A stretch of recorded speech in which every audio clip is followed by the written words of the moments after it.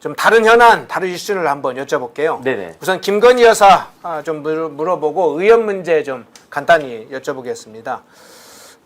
김건희 여사 디올백 수사 의혹을 현재 이제 서울중앙지검에서 수사하고 있지 않습니까? 네네. 어제 백은종 서울의 소리 대표를 고발인 자격으로 소환을 했는데 김 여사를 상대로 함정 취재를 준비하고 이를 기사로 보도를 했던 그런 이제 기획한 인물이기도 하죠. 윤 대통령 부부를 고발한 장본인이 바로 백은종인데 어제 취재진의 질의에 대해서 이렇게 답을 했어요. 누군가 선물을 주며 청탁을 하면 연락을 끊을 텐데 김 여사는 청탁 전으로 선물을 주는 대로 다 받았고 오랜 기간 청탁성 뇌물을 받으며 중독된 거 아닌가 싶다 이를 얘기를 했어요. 네네. 아무래도 이제 김 여사와의 그 문제 지난번에 디올백 수수 관련된 걸 포함해서 직무 관련성을 상당히 강조한 것으로는 생각되는데 이분 어떻게 해석하세요? 일단 직무 관련성 여부를 떠나서 김건희 여사가 처벌될 가능성은 없는 것이다. 그러니까 빨리 이 부분에 대해서 신속하고 철저하게 서울중앙지검은 그 수사하고 빨리 마무리 지어라. 이까짓 거 가지고 뭐 몇 달씩이나 끌어야 될 겁니까? 저한테 맡겨주세요. 진짜 일주일이면 끝낼 그런 이야기인데 심플한 사건이에요. 이게 뭐 이렇게 대단한 사건도 아니고 그러니까 빨리빨리 중앙지검에서는 이창수 검사장이 빨리 이걸 갖다가 마무리 지어야 된다. 그 다음에 직무 관련성 여부는 중요해요. 만약에 직무 관련성이 있다라고 하면 최재형 목사하고 저 백은종 씨나 아니면 그 디올백을 자기 돈으로 샀는지 서울의 소리 법인카드로 샀는지 모르겠지만 그렇게 샀던 사람들은 다 공범으로 직무 관련성에 따라 가지고 부정청탁금지법 위반으로 형사처벌 받아야 됩니다. 기소를 갖다가 해가지고 빨리 형사처벌 받도록 해야 되고 그 다음에 직무 관련성이 없었다라고 하면 최재형 목사의 말대로 직무 관련성이 없었다라고 하면 그럼 그냥 다 무혐의 처리를 갖다가 해버리든지 빨리 이걸 갖다 결정을 내야지 거기에 대해서 뭐 이것도 아니고 저것도 아니고 이렇게 하면 안 된다. 저는 그런 생각이 듭니다. 예, 이 사건과 관련해서 지금 김건희 여사를 제외하고는 사건 직접 관계인이나 고발인 조사를 지금 모두 마친 걸로 알고 있어요. 네네. 그럼 이제 백은종 씨를 한 번 더 부를 수도 있는 거 한 번은 아닌가? 더 부를 수 있습니까? 네네. 지금 새로운 뭐 몇 가지를 내서 그럴 수도 있겠네요. 대처를 지금 끝났다고 하면 남아있는 건 김건희 여사 이제 소환 문제인데 아직은 서울중앙지검팀이 소환을 어떻게 할 건지 이게 명쾌한 결론을 내리지 못한 상황으로 지금 알려지고 있어요. 근데 어떻게 할지는 모르겠는데 어떤 결론을 내리든지 간에 네. 일반 국민들이 봤을 때 합리적이고 타당한 조사 방식 결론은 정해져 있어요. 결론은 달리 결론이 나올 수 없다고 저는 생각을 해요. 왜냐하면 법이 그렇게 되어 있으니까. 아니면 지금부터라도 민주당이 다시 또 몰아붙여가지고 부정청탁금지법 개정해가지고 돈 받은 공직자 부인들도 금품 수수한 공직자 부인들도 엄격하게 형사처벌할 수 있게끔 뭐 징역 10년을 갖다 때릴 수 있게끔 하든지 뭘 어떻게 하든지 간에 그건 지금 법을 갖다 개정해가지고 그렇게 만들고 그런데 형법은 소급할 수가 없는 거니까 그런데 중요한 건 뭐냐면은 이 사건 같은 경우에는 결과도 중요하지만 과정도 중요하잖아요. 예. 그러니까 이 과정에 있어서 그 많은 국민들이 납득할 수 있는 그러한 과정으로 그 조사를 갖다가 빨리 하고 그 다음에 일단락을 지어야지 그렇지 않으면 지금처럼 또 역풍이 검찰한테 올 겁니다. 저는 그런 생각이 듭니다. 예. 좀 이슈를 하나 더 바꿔보겠습니다. 이건 사회 이슈이기도 한데요. 뭐 정치 이슈로 볼 수 있지만 사회 이슈에 가까운 사안이라고 보는데 이면택 대한의사협회 회장 문제를 한번 여쭤볼게요. 네네. 지난 16일에 이제 서울고등법원이 의료계가 냈던 보건복지부 교육부 장관을 상대로 낸 의대 증원, 배분, 뭐 집행정지 신청을 각하 기각했습니다. 이에 대해서 이제 이면택 의사협회 대한의사협회 회장이 당시의 재판장이었던 구혜건 부장판사에 대해서 이렇게 얘기를 했어요.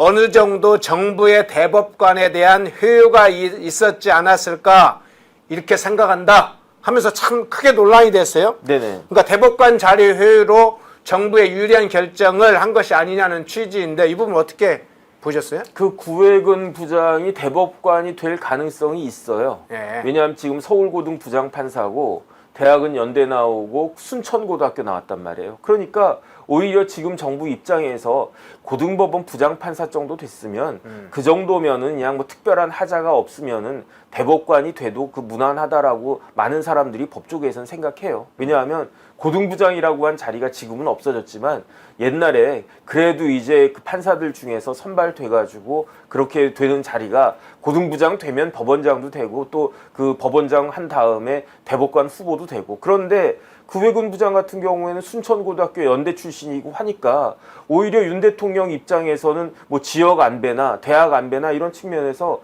대법관으로 그 지명을 해도 임명을 해도 그래도 괜찮겠다. 그 다음에 또 지금 그거 아니겠습니까? 지금 뭐 민주당이 압도적인 과반수 갖고 있으니까 네. 그러니까 호남 출신을 대법관 임명한다라고 하면은 더 그 동의받기도 쉽고, 대법관은 국회 동의 없으면 임명될 수가 없거든요. 네. 그러니까 그런 것들 종합적으로 봤을 때 구회군 부장이 대법관 후보 될 수 있다라고 생각을 하는데 이면택 회장 말은 말이 안 돼요. 왜 말이 안 되느냐? 예컨대 구회군 부장이 말도 안 되는 법리에 반하는 결정을 내렸다. 그것이 문제가 된다. 누가 봐도 그렇다. 그러면 저 사람이 고등법원 부장판사씩이나 돼가지고 저렇게 법리에도 맞지 않고, 그 다음에 이게 고등법원이잖아요. 행정법원이 아니라고요. 행정법원의 결정과 반대되는 결정을 내렸는데 그 결정이 이상한 결정이다. 그럼 뭔가 이 사람이 무슨 사심이 있거나 뭔가 있는 거 아니냐라고 생각하고 의심할 수가 있단 말이에요. 그렇죠. 그런데 구회군 부장이 요번에 낸 결정은 제가 봤을 때 조금 이상해요. 요만큼 이상해요. 왜냐하면 의대생에 대해서도 저는 각하가 맞다고 생각을 하거든요. 행정법원 1심에, 행정법원에는요, 서울행정법원에는 판사들 중에도 뛰어난 엘리트 판사들이 가요. 왜냐하면 행정법원이 뭐 딱 이런 중요한 사건들도 있고, 그 다음에 조세 관련된, 세금 관련된, 텍스 관련된 소송들이 행정법원으로 가는데 그게 어렵단 말이에요. 쉬운 게 아니란 말이에요. 그러니까 행정법원에 있는 판사들은 나름 그 엘리트 판사들이 가 있다라고 많은 사람들이 생각을 하는데, 행정법원에 사건이 하나만 있었던 게 아니라 제 기억에 한 서너 개가 있었단 말이에요. 그 일치해가지고 다 각하였어요. 1심에서. 그래가지고 올라간 게 고등법원이에요. 고등법원이 구회군 부장이 첫 번째 결정을 한 게 아니고 이미 엘리트 판사들로 구성된 서울행정법원의 그 결정이 다시 올라가가지고 그 서울행정법원의 결정에 이면택 회장 같은 사람들이 납득을 못하고 이의를 제기해가지고 서울고등법원에 올라간 건데, 네. 그런데 구회군 부장이 서울고등법원의 구회군 부장이 서울행정법원의 다른 부장판사들과 결론을 똑같이 내렸다는 이야기예요. 그럼 뭐 잘못됐습니까? 그러면은 뭐 서울행정법원의 부장판사들은 지금은 없어졌지만 어쨌든 예컨대 있다고 치고 서울고등법원 그 고등부장 되고 싶어가지고 고등법원 부장판사 되고 싶어가지고 법리에 맞지 않는 결정을 내렸고, 고등법원 부장판사라고 한 사람은 대법관 되고 싶어가지고 법리에 맞지 않는 결정을 내렸고, 이랬단 이야기입니까? 저는 지금 의협이 대한의사협회가 굉장한 위기에 있다라고 생각을 하는데, 굉장한 위기에 처해져 있다라고 생각하는데 그 위기의 결정적인 원인이 뭐냐? 회장이라고 생각을 해요. 저런 사람이 의협 회장을 하고 있으니까 지금 의협이 굉장히 큰 문제가 있구나. 그 사회적인 문제에 있어서 제대로 대처도 못하고 일반 국민들, 일반 환자들로부터 거의 뭐 왕따 수준으로 의협이 가는 것이 아닌가. 그 다음에 이면택 회장에 대해서 납득하고 공감하고 우리 회장님 잘하시네 라고 하는 의사들이 몇 명이나 있을 것인가. 저는 일부 극소수 의사 빼놓고는 진짜로 내가 의사인 게 창피해? 부끄럽다. 왜냐하면 뭐 누구라고 말은 안 하겠는데 옛날에 변협회장 중에도 조금 이상했던 분들이 있거든요. 네. 그러니까 어떻게 저런 사람이 변협회장을 하지? 우리 나름 변호사인데 우리 변호사들을 대표하는 그러한 사람이 그 변협회장이다. 그럼 좀 쪽팔리다 이 생각이 들지 않습니까? 네. 그 다음에 조금 전에 우리가 무슨 이야기 했습니까? 대통령 이야기하고 영부인 이야기 했잖아요. 대통령이 잘하면 으쓱하다. 우리 대통령 따봉이네. 따봉 이러지만 대통령이 어디 나가가지고 혼밥 먹고 있고, 대통령이 인도에 가가지고 혼자 타지마을 구경하고 있고, 그러면 국민의 한 사람으로서 부끄러운 거 아니겠습니까? 왜 그런 부끄러움이 내 몫이 돼야 되는가? 그런데 지금 의사들의 상황이 그런 것이 아닐까 저는 그런 생각이 듭니다. 예, 이면택 회장이 그제 19일에 뭐 자신의 페이스북에 이런 글을 올렸습니다. 윤석열 대통령께 1대1 생방송 토론 요청드린다. 이제 대통령하고 다이다이 지금 방송하자고 하는 것까지 올렸네요. 네네. 그 뭐 대통령하고 그럼 대통령이 그 받아줘야 됩니까? 그 다음에 사실은 이면택 회장은 조금 냉정을 되찾아야 돼요. 제가 객관적으로 보니까 너무 지금 업돼 있어요. 너무 흥분해 있어요. 그 다음에 사실은 판사들은 어떤 사람들이냐면 네 편 내 편 아니에요. 판사들은 자기 생각대로 판단하는 사람들이에요. 대부분 그래요. 뭐 안 그런 사람들도 조금 있긴 하지만 판사가 의사 편이겠습니까? 판사가 뭐 환자 편이겠습니까? 아니 그냥 판사는 원칙대로 한다라고 하면은 법대로 한다라고 생각을 갖다가 할 거예요. 그 다음에 다른 걸 다 떠나가지고 예컨대 뭐 이렇게 그 행정법원이나 고등법원의 결정이 기존의 법리에 어긋나는 그런 결정이 나왔다. 그러면은 뭐 제가 조금이라도 이해를 할 수가 있겠는데 저는 사실은 지금 그 행정법원이나 그 고등법원에 이러한 그 집행정지 신청을 할 때부터 아니 저거 100% 그 각하다라고 저는 생각했거든요. 네. 그 저만 그렇게 생각을 했겠습니까? 거의 모든 법조인들은 다 그렇게 생각을 했다가 하지 않았겠습니까? 저는 이런 현실을 정확히 봐야 되는 거고요. 그 다음에 의사 숫자를 늘리고 줄이고 변호사 숫자를 늘리고 줄이고 회계사 숫자를 늘리고 줄이고 그 권한이 어디에 있습니까? 변호사한테 있습니까? 의사한테 있습니까? 회계사한테 있습니까? 정부한테 있는 거예요. 만약에 변호사 숫자에 대해서 어느 정도 그 권한이 변호사 숫자를 조정할 수 있는 권한이 변협회장에게 있다. 그럼 저래도 손들고 변협회장 하겠다라고 한 다음에 그런 다음에 앞으로 10년 동안 변호사 뽑지 마. 그냥 뭐 나 모르겠고 어쨌든 변호사들 힘들어. 그러면서 변호사 뽑지 마. 이렇게 할 수 있겠습니까? 결국은 이게 대의제라고 하고 하는 게 정부라고 하는 게 그런 권한을 법에 따라 가지고 그 정부에 있는 공무원들한테 그 권한을 갖다 맡긴 거잖아요. 네. 그 공무원들이 그 결정을 갖다가 하는 게 아주 이상한 것인지 여부는 법원에서 판단하는 거잖아요. 네. 그런데 정부에서 정책을 판단해서 결정을 했고 거기에 대해서 이의가 있어서 그 의사들이 법원에다가 제소를 했고 그런데 법원에서 정부의 손을 들어줬다. 그럼 거기 따라야지 여기에 대해서 뭐 어떻게 하겠다는 이야기입니까? 뭐 쿠데타를 하겠다는 이야기입니까? 저는 어쨌든 이런 생각이 듭니다. 예. 스피리추얼님이 의사가 정치 안에 건방지다 해서 좀 나무랬네요. 희애초님도 건방진의 네 자신을 알라 감히 대통령과 좀 의협회장을 나무라네요. 이면택 이자가 하는 짓거리가 좌파 민노총 출신인가 이렇게 의심도 하는데 이면택 회장이 많이 우쭐해 있는 것 같습니다. 과거에 사실은 뭐 청소년 소아과인가요? 그거 맡아 회장을 할 때도 상당히 돌출적인 발언이나 행동으로 주목은 받았는데 저게 의사 어떤 특정 단체 회장으로서 할 행동인가 이런 것에 여러 가지 의문점이 있었습니다. 그런데 이제 그때만 해도 의협단체가 많으니까 그중에 일부였으니까 좀 주목은 덜 받았습니다만 지금은 대한의사협회 개원의들을 전체 대표하는 대한의사협회 회장이기 때문에 지금 소영웅주의 같은 행동이나 이런 우쭐대는 행동을 할 때가 아닙니다. 정부와 의료계가 진지하게 협상하는데 의협이 역할을 해야 될 때입니다. 자, 다른 사안 좀 한번 여쭤볼게요. 네네. 황보승희 의원 관련된 건데 검찰이 내연남으로부터 불법 정치자금을 받은 혐의로 황보승희 의원을 기소했었는데 이번에 어제 2년의 징역형을 구형을 했습니다. 네네. 그런데 황보승희 의원 측은 이렇게 얘기를 했어요. 내연관계에서 즉 사실혼 관계라고 표현하던데군요. 사실혼 관계에서 생활비를 받은 것이라 이건 정치자금으로 보기 어렵다 이렇게 주장하는데 법률적으로는 어떻다고 보세요? 일단은 황보승희 의원과 그 내연남과의 사이가 예. 그냥 내연 관계였는지 아니면 사실혼 관계였는지가 중요하고요. 예. 그 다음에 만약에 사실혼 관계가 아니었다, 그냥 둘이 만나가지고 뭐 그런 관계였다라고 하면 이런 이야기 황보승희 의원의 뭐 그런 이야기 자체가 말이 안 된다는 이야기고 그 다음에 실제로 내연 관계, 사실혼 관계였다. 거의 뭐 혼인에 준하는 관계였다.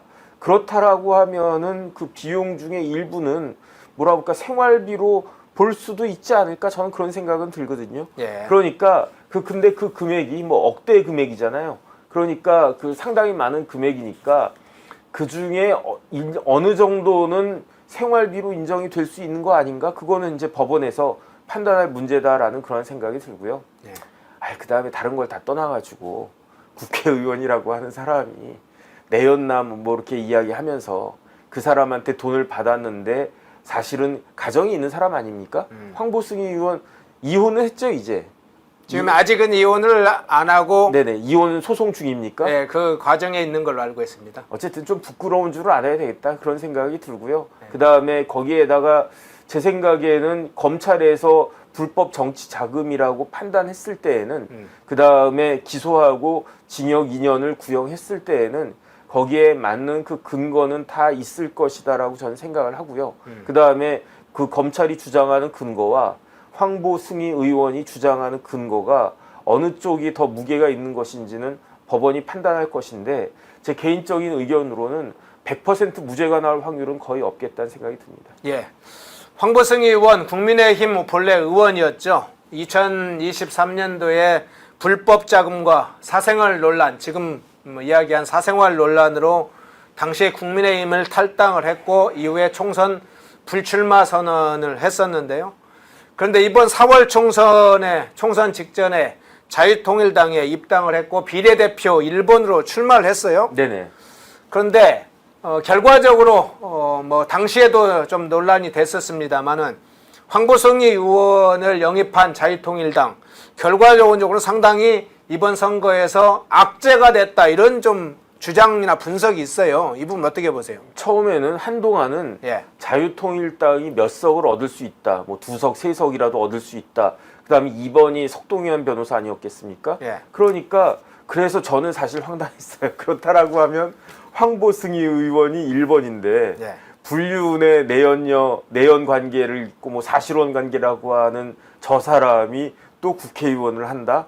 저게 말이 되는가? 어쨌든 저는 그런 생각이 들었고요. 그다음에 이제 그런 걸 보고 진짜 황당했다는 생각이 들었는데 그랬기 때문에 자유통일당이 악재가 됐다라고 하는 거는 지극히 당연하고 왜냐하면 자유통일당이라고 하는 정당이 제정신이 있는 당인가? 저는 오히려 석동현 변호사도 좀 저 석 변호사님이 왜 저런 데 들어가셨지 하는 생각이 드는 게 창피하지도 않나 저보고 예컨대 그 자유통일당 같은 데서 정 변호사님 비례대표 2번 줄 테니까 한번 출마해 보시고 그러면은 그럼 나도 국회의원 될 수 있나? 혹하는 마음이 생길 수도 있지 않을까 하는 생각이 들다가도 1번이 누군데요? 황보승인데요? 그러면 저 같으면은 뒤도 돌아다 보지 않고 내가 그 명색이 그건데 어떻게 황보승이 다음에 2번을 갖다가 하냐. 저 같으면 그랬을 것 같거든요. 그런데 그래서 오히려 저는 사실은 이제 석 변호사님도 좀 이상해 보인다 그 생각을 갖다가 했었는데 아무리 국회의원이 좋아도 그렇지 저는 그 생각을 했었거든요. 네. 자유통일당에만 악재가 됐겠습니까? 황보승이가 1번이었다라고 하는 게 자유통일당에만 악재가 됐겠습니까? 저는 범보수에도 악재가 됐다라고 생각을 해요. 그래서 국민의 힘과 그 국민의 미래가 한 석이라도 더 얻을 수 있지 않았을까? 황보승이 말고 차라리 1번에 무슨 다른 사람, 그 다음 2번에 뭐 석동현, 뭐 1번에 뭐 누가 있을까요? 예컨대 뭐 김민정 교수 예컨대 뭐 김민정 교수가 요번에 이제 국민의 미래로 이제 국회의원 당선되셨지만 어쨌든 뭐 누가 봐도 뭐 저런 사람이면은 할만하지, 그 훌륭하지 이런 분을 1번으로 모시고 석동현 변호사 같은 분 2번으로 딱 모시고 그랬으면 제가 봤을 때 자유통일당 한 2, 3번까지도 표를 얻을 수 있었을 것 같고 그러면 국민의힘하고 국민의 미래 합치면 108석 아니었겠습니까? 여기에다가 한 3석 정도 더 자유통일당 해가지고 뭐 111석 정도 범보수 이런 이야기 나올 수 있지 않았을까? 저는 그런 생각이 들었는데 뭐 황보승이가 1번이라고 하는 걸 보고 저는 그때부터 자유통일당에 대해서는 기대를 접었습니다. 예, 오늘 정혁진 변호사님 모시고 문재인의 회고록, 김정숙의 여러 가지 뭐 관광 예유를 포함한 금전거래, 특수활동비 사용 내용 여러 가지 의혹들이 들고 있죠. 그 사안 재눈 찌른 문재인, 회고록을 오히려 출간해서 재눈을 찌른 문재인, 오히려 문재인, 김정숙의 국정농단으로 보이는 사건들을 좀 다뤄봤습니다. 정익진 변호사님 고맙습니다. 네, 감사합니다. 모두가 숨죽이고 침묵하던 시절 펜앤마이크는 앞장서 자유와 민주를 외쳤습니다. 자유파 정권 탄생을 위해 싸웠습니다.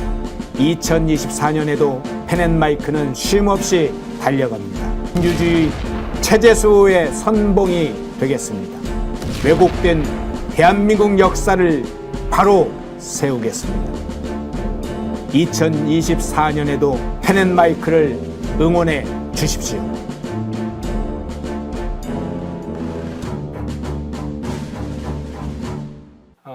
국회의장 후보 경선이 있었죠. 우원식 의원이 경선에서 이겨서 명심을 앞세웠던 추미애가 떨어지고 우원식 의원이 경선에서 이기는 일이 벌어지면서 이재명 대표의 리더십이 타격을 받았다. 이재명 1급 체제에 일부 균열이 생겼다. 이런 이제 평이 나오고 있는데 이 부분은 어떻게 평가하고 계세요? 초선들보다 이번에 당선자 처음으로 당선된 사람들보다 재선 이상들이 대부분 이제 반란표를 던졌다 이렇게 분석을 하고 있죠. 예. 그럴 겁니다. 왜냐하면 이게 국회의장이거든요. 이재명이 국회의장까지를 자기 똘마니 행세를 하겠다라고 하는 추미애에게 주겠다라고 한 것입니다. 대한민국의 소위 2위죠. 국가 서열, 의전 서열 2위를 이 부분은 이재명이 국회를 잘 몰라서 착각을 했던 겁니다. 네. 이재명의 판단이 실수를 한 것이죠. 여지없이 누구도 예상하지 못했습니다. 이 반란표가 나와서 뒤집어진 것입니다. 그 이후에 이제 개딸들이 또 이 수박 색출한다라고 난리를 치니까 이재명이 당원 중심의 당을 만들겠다라고 하면서 개딸 달리기를 하고 있는데 이재명의 8월 추대를 통한 전당대회 이 당대표 연임이 결정적으로 좌절될 이 제동이 걸렸다. 저는 이렇게 봅니다. 예, 제동이 걸렸다. 예. 연임에도 상당한 영향을 줄 수 있을 만큼 제동이 걸렸다. 말씀하신 대로 지금 우원식 의원이 국회의장 후보로 뽑히자 당내 갈등이 상당히 강해지고 있습니다. 개딸로 상징되는 강성 지지층이 탈당을 하겠다. 조국혁신당에 입당하겠다. 그리고 우원식 의원을 찍은 89명 색출하겠다. 이렇게 나서고 있죠. 지난해 9월에도 비슷한 장면이 있었죠. 이재명 체포 동의안 가결에 찬성했던 의원들에 대해서 수박 색출 작업을 일명 벌였었죠. 일명 수박 색출. 비슷한 상황이 연출되고 있는데 앞서 얘기했다면 이재명 대표는 권리당원의 어떤 이것을 강화하겠다 이런 쪽으로 가고 있는데 민주당 갈등 향후에 어떤 방향으로 좀 분출될 수 있다고 보세요? 먼저 제 소녀TV 댓글을 통해서 어떤 분이 요즘 수박값이 비싸서 수박 요즘 수박이 맛도 있고 참 비싸서 그런데 수박이 오히려 좋다라고 말씀을 해주셔서 제가 웃은 적이 있습니다. 예. 이재명이 노리는 것은 여기서 지난번 전당대회 때도 그 룰을 바꿨죠. 이 권리당원들의 비중을 높여주는 방향으로 어제도 그 이야기입니다. 권리당원들의 비중을 더 높여서 당원 중심의 정당을 만들겠다. 이런 명분을 내걸어서 이재명 자기 연임을 노리는 겁니다. 이재명 당대표로 연임되지 않으면요 구속됩니다. 지금 검찰이 이재명 구속영장을 다시 칠 수 있습니다. 그런데 치지 못하는 이유는 한 번 저질러진 체포동의안이 통과가 되고 구속영장을 이 지금 유창훈이가 기각을 시켰거든요. 네. 이걸 다시 친다라는 게 다른 판사들로서도 검사들로서도 굉장히 부담스러운 일이거든요. 이재명이 당대표로 연임하지 못하면 구속될 가능성이 매우 높아집니다. 이재명이 알고 있는 것이죠. 그래서 당원 중심으로 지금 이 추설 넣어서 개딸들 인기를 좀 모아서 그대로 추대 이런 형식으로 해서 연임해 보겠다라고 하는 것인데 권리당원들 개딸들은 소수입니다. 많은 사람들이 반발하게 될 겁니다. 지금 대놓고 공개적으로 이재명에게 말 못합니다. 그런데 속으로는 이건 아니다라고 생각하거든요. 민주당도 그렇게 호락호락한 당이 아닙니다. 저게 굉장히 오래되고 내부적으로는 굉장히 계파별로 생각들이 다 다릅니다. 이재명이 공천권을 가지고 이번에 첫 당선이 된 이 초선들은 굉장한 장악력을 보일 겁니다. 그런데 재선 이상은 경우가 또 다르거든요. 이 부분 때문에 갈라지게 될 것이고요. 또 하나는요. 다음 달 초에 이제 대북 송금 1차 1심 판결이 나옵니다. 검찰이 본격적으로 이재명 소환해서 기소를 하게 될 겁니다. 7월이면 위정교사 1심 판결이 나옵니다.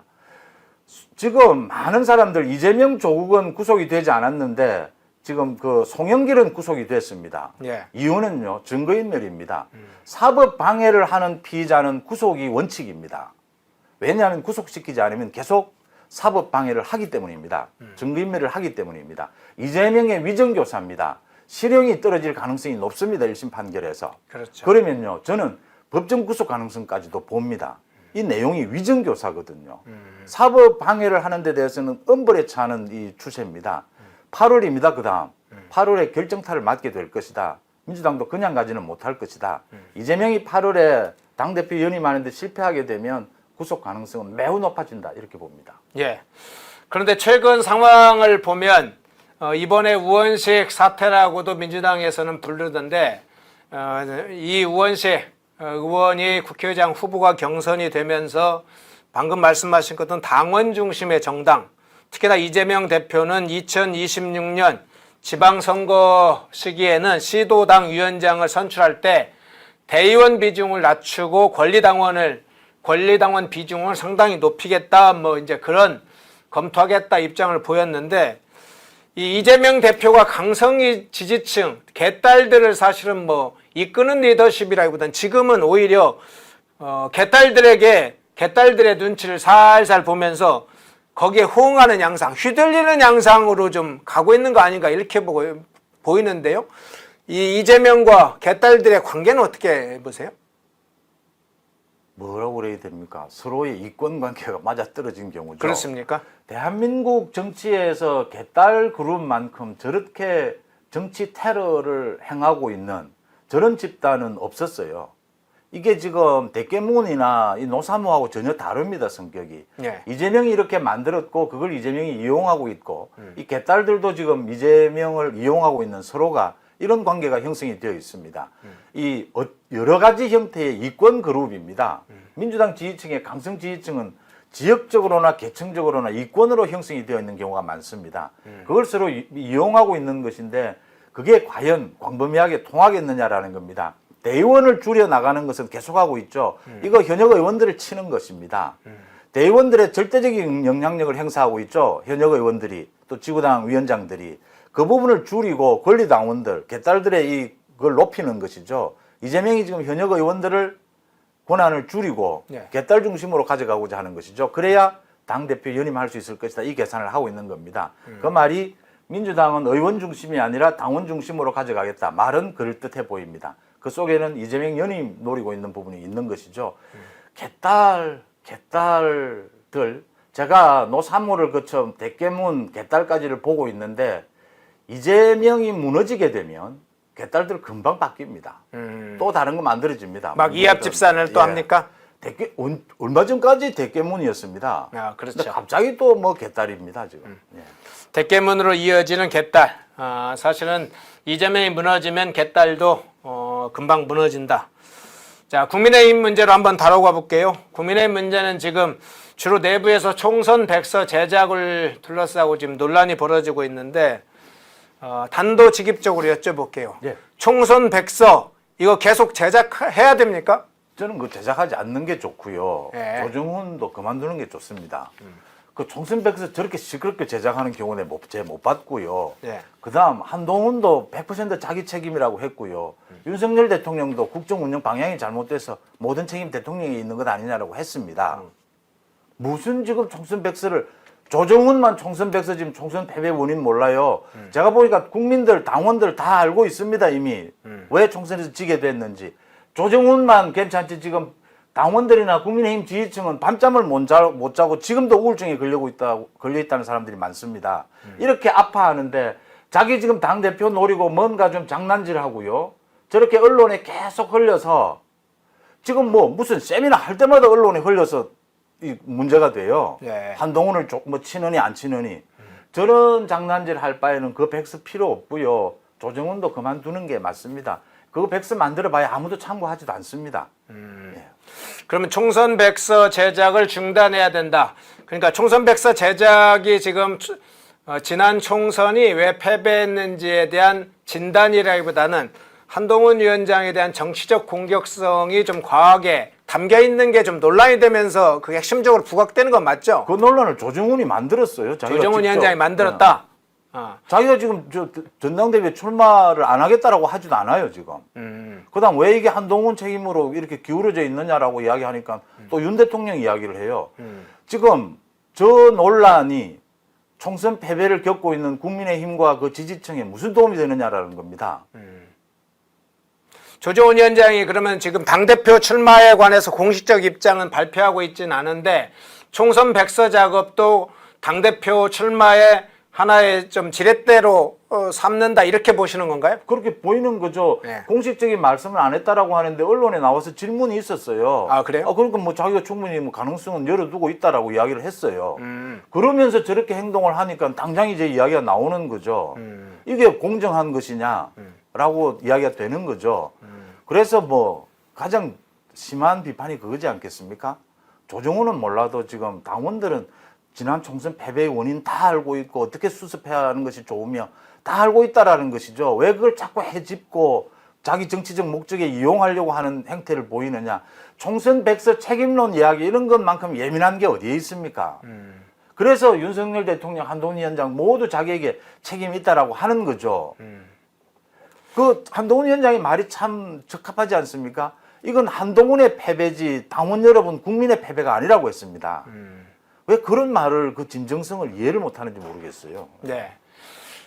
조정훈 의원이 그렇다면 아니 당대표로 출마할 만큼의 정치적 기반이나 이번 총서백선 작업에서의 국민이든 국민의힘 그 당원이나 지지층이든 상당한 지지력을 지금 확보하고 있는 겁니까? 당대표로 출마할 만큼의 그 어떤 기반이 있어요? 무슨 지지력이 있습니까? 그 언론 인터뷰가 나와 있지 않습니까? 자기는 신입생으로서 이제 뭐 첫 배우는 건데 네. 내가 뭐 언감생심 생각은 할 수 있겠냐마는 그래도 뭐 가능성은 열어둘 수 있는 것이다. 정치인은 이 이야기예요. 도전하는 것이다. 지금 제가 보기엔 조정훈이 뭐 배신자다 이러는데요. 배신자도 아니고 원래부터 별로 뭐 한동훈하고 그렇게 뭐 친하고 교감이 있는 건 아니고요.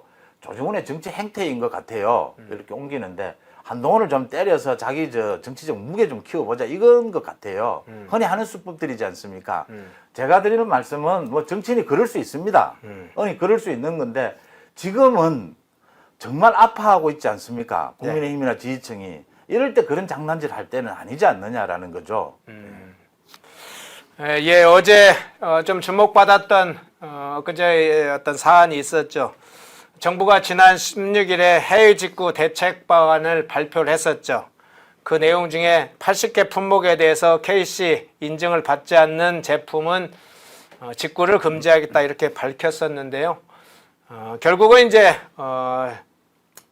어제 이제 그 정부가 다시 KC 미인증 제품 직구 금지를 사실상 철회를 했는데 그 중간에 18일에 한동훈 전 위원장이 이 문제에 대해서 페이스북에 글을 올렸어요. 개인 해외 직구 시 KC 인증 의무화 규제는 소비자의 선택권을 지나치게 제한함으로 재고되어야 한다 이런 입장을 밝혔는데 뭐 이제 한동훈 전 위원장만이 아니라 나경원 당선인 그다음에 유승민 전 의원 몇 사람들이 그걸 올린 걸로 알고 있는데 한동훈 전 위원장이 뭐 발언을 밝히기 전에도 소비자들이나 MZ세대에 반발이 꽤 있었다고 합니다. 그런데 한 위원장 발언이 좀 영향을 미쳤다고 보세요?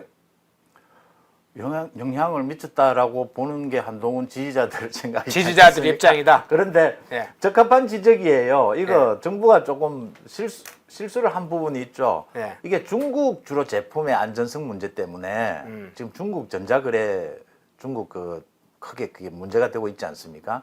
그래서 이걸 어떻게 규제하는 것이 좋으냐에서 나온 이야기인데 이제 한동훈을 비롯해서 여러 사람들이 지적을 하면서 철회를 했죠. 한동훈이 이걸로 정치를 이제 시작하는 것 아니냐. 한동훈이 이미 정치를 시작했습니다. 총선 뒤에 좀 잠복기도 가졌죠. 그런데 두 번째입니다. 이번에 이 페이스북에 글을 올린 게 네. 처음 올렸을 경우에 때 자신은 국민을 배신하지는 않는다라고 했습니다. 그 다음 두 번째 지금 올린 것인데 한동훈 자신도 해외 직구를 한다. 근데 이건 좀 과하다라는 지적을 하면서 몸풀기냐라고 이야기하는데 이미 몸 다 풀렸고요. 정치 뭐 되게 당연한 것이고요. 이미 했고요. 한동훈 전당대회 출마 확실한 명분과 그 순서가 어떻느냐, 어떤 게 현명하냐라는 부분을 검토하고 있다. 이렇게 보시면 될 것 같습니다. 네. 자, 국민의힘 문제 간단하게 살펴봤고요. 조국이 제기한 개헌 문제 좀 한번 살펴보겠습니다. 조국 혁신당 조국 대표가 17일 국회 소통관에서 기자회견을 했는데요. 공식적으로 개헌을 제안을 했습니다. 개헌안에 포함될 내용으로, 개헌에 포함될 내용이죠. 개헌에 포함될 내용으로 이런 내용을 담자고 했어요. 부마 민주항쟁과 5.18 민주화운동, 60 민주항쟁의 헌법 전문을 수록하자. 대통령 4년 중임제를 도입하자. 검사의 영장 신청권 삭제 등을 담자. 하나하나가 사실은 다 논란이 될 수 있는 여러 사안인데 그중에 대통령 4년 중임제 도입을 이야기하면서 윤석열 대통령의 임기를 단축하는 걸 전제로 4년 중임제를 지금 개헌안으로 이야기를 했어요. 이 부분은 어떻게 해석을 해야 됩니까? 조국이 선거 때부터 계속 이야기해 왔던 부분이죠. 예. 근데 저 댓글을 제가 보면서 요 말씀 먼저 드리고요. 그 조정훈 백서 뒤에 뭐 윤 대통령이 있느냐, 윤 대통령과 한동훈 위원장을 갈라치기 하는 것, 이원석 검찰총장이 정말 문제가 있었는데 이원석 검찰총장에 대해서 윤 대통령이 이번 인사를 통해서 정말 따끔한 경고를 했죠. 그다음 이 인사를 이제 후속 인사가 계속 일어나게 될 겁니다. 그런데 우리 이 합리적이고 상식적인 국민들 입장에서 쳐다보시면요, 이 윤석열 대통령은 한동훈 위원장도 계속 포용을 하고 있습니다. 많은 갈등에도 불구하고요. 지금 윤 대통령이 계속 한동훈 위원장과 만나자라고 하고 있는데 이 한동훈 위원장이 어떤 순서로 만나는 게 좋을지 지금 그 생각하고 있는 것이고요. 네. 이원석 검찰총장도 마찬가지입니다. 이원석 검찰총장이 잘못했다라는 거 분명히 비판을 하면서도 일단 윤 대통령이 앞으로 남은 임기는 보장해주고 가고 있는 것이거든요. 그래서 너무 심하게 이렇게 하는 것은 보수, 우파에 도움이 되지 않는다라는 말씀을 제가 드리고요. 비판은 비판대로 하고요. 그 다음 조국이 대통령 4년 중임제 하자, 거기에 이 부속 그거로 윤 대통령 임기를 단축하자. 이건 헌법 위반입니다. 위헌입니다. 헌법이라고 해서 그냥 만들면 헌법이 아니고요. 앞뒤 말이 맞아야 되는 것입니다. 네. 이런 식으로 조국이 개헌 이야기, 지금 5.18 때문에 개헌 또 이야기를 민주당에서 하고 합니다. 근데 민주당의 전략은 이렇게 보시면 됩니다. 민주당의 이재명과 조국은 자기들이 구속되기 전에 윤석열 정부를 임기를 끝내야 합니다. 그걸 위해서 쓸 수 있는 무기가 두 가지입니다. 하나는 탄핵이고 하나는 개헌입니다. 개헌은 윤석열 대통령과 어떤 식으로 협의가 좀 가능한 부분이고요. 네. 윤석열 대통령도 개헌은 필요하다라고 기본적인 건 생각을 하거든요. 네. 그런데 탄핵은 이미 대화가 안 되는 겁니다. 이건 이 탄핵을 마지막 결정하는 것은 이 국회에서 200석을 만들어서 통과시키더라도 헌법재판소를 가야 됩니다. 네. 탄핵은 굉장히 어려운 것이죠. 민주당으로서도. 그래서 탄핵 아니면 개헌 한번 꺼냈다, 탄핵 꺼냈다, 계속 이렇게 하는 겁니다. 이 과정을 계속 거치게 될 겁니다. 올해 안에 조국이 구속이 되고요. 적어도 내년까지 위정교사 재판이라든지 이 지금 이재명의 선거법 위반 재판이 내년, 후내년까지 끝이 나면 이 부분들은 다 소멸될 부분들입니다. 그 전에 이재명, 조국은 개헌과 탄핵을 가지고 거의 난동을 부리게 될 겁니다. 이걸 이제 윤석열 정부와 국민의힘이 막아내야 합니다. 그걸 막아내는데 누가 가장 적임자냐라는 걸로 지금 이제 한동훈이냐, 말씀드린 대로 나경원이냐, 뭐 원희룡이냐, 지금 지지율 조사를 하고 있지 않습니까? 네. 네, 그런 부분들이 거론되고 있는 것이죠. 대통령 4년 중임제에 대해서 국민들의 여론이 높은 건 맞죠. 5년 단임제보다는 4년 중임제가 훨씬 더 뭐 대통령의 책임성, 단기보다는 연임할 수 있는 또는 이제 중임제가 훨씬 더 좋을 수 있다. 제도적으로 이런 이제 여론들도 있고 분석도 있고 국민 여론도 4년 중임제 자체에 대한 도입은 찬성하는 여론이 높다고 보고 그게 꼭 비합리적이라고 보진 않죠. 4년 중에 바꿀 수 있다고 봅니다. 저도 개인적으로는 4년 중임제가 5년 단임제보다는 조금 더 제도적으로 낫지 않냐 이런 생각이 드는데 문제는 지금 말씀해 준 사항이죠. 임기 5년이 보장되어 있는 국가 수반의 국군 통수권자의 권위를 소급해서 5년의 임기가 보장된 걸 1년을 얄잠 빼고 4년 뭐 지방선거 때 지금 국민투표로 하자는 방식으로 지금 이야기를 하고 있으니까 임기를 1년간 빼앗겠다? 사실은 이건 국민에 대한 국민이 선택한 민주주의에 대한 그리고 대인 민주주의에 대한 선거권에 대한 실제적인 위협이기도 하고 대통령, 국군 수반에 대한 협박이라고 사실 보이지 않습니까? 그렇죠. 그리고 저는 이 조국이 법을 전공한 교수지 않습니까? 네. 저는 부칙 조항에 임기 단축을 하는 그런 헌법에 우리가 전례가 그런 게 있습니까? 저는 외국에 이런 입법례가 있다는 소리도 못 들어봤습니다. 이렇게 하는 것은 합리적이지 않죠.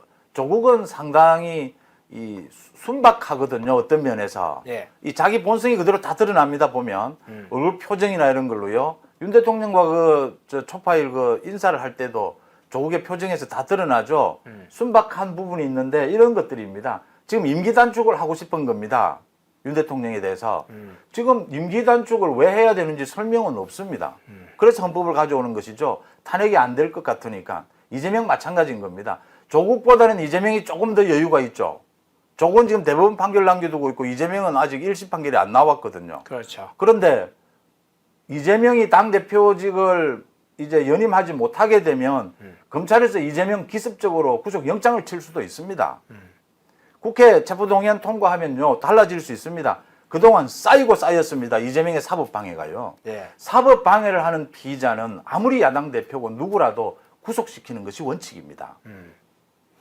네, 조국이 제안했던 대통령 사님 중임제, 검사의 영장 신청권 삭제 뭐 이런 것도 문제지만 이 경제사회적 분야의 문제도 상 적지 않다고 봅니다.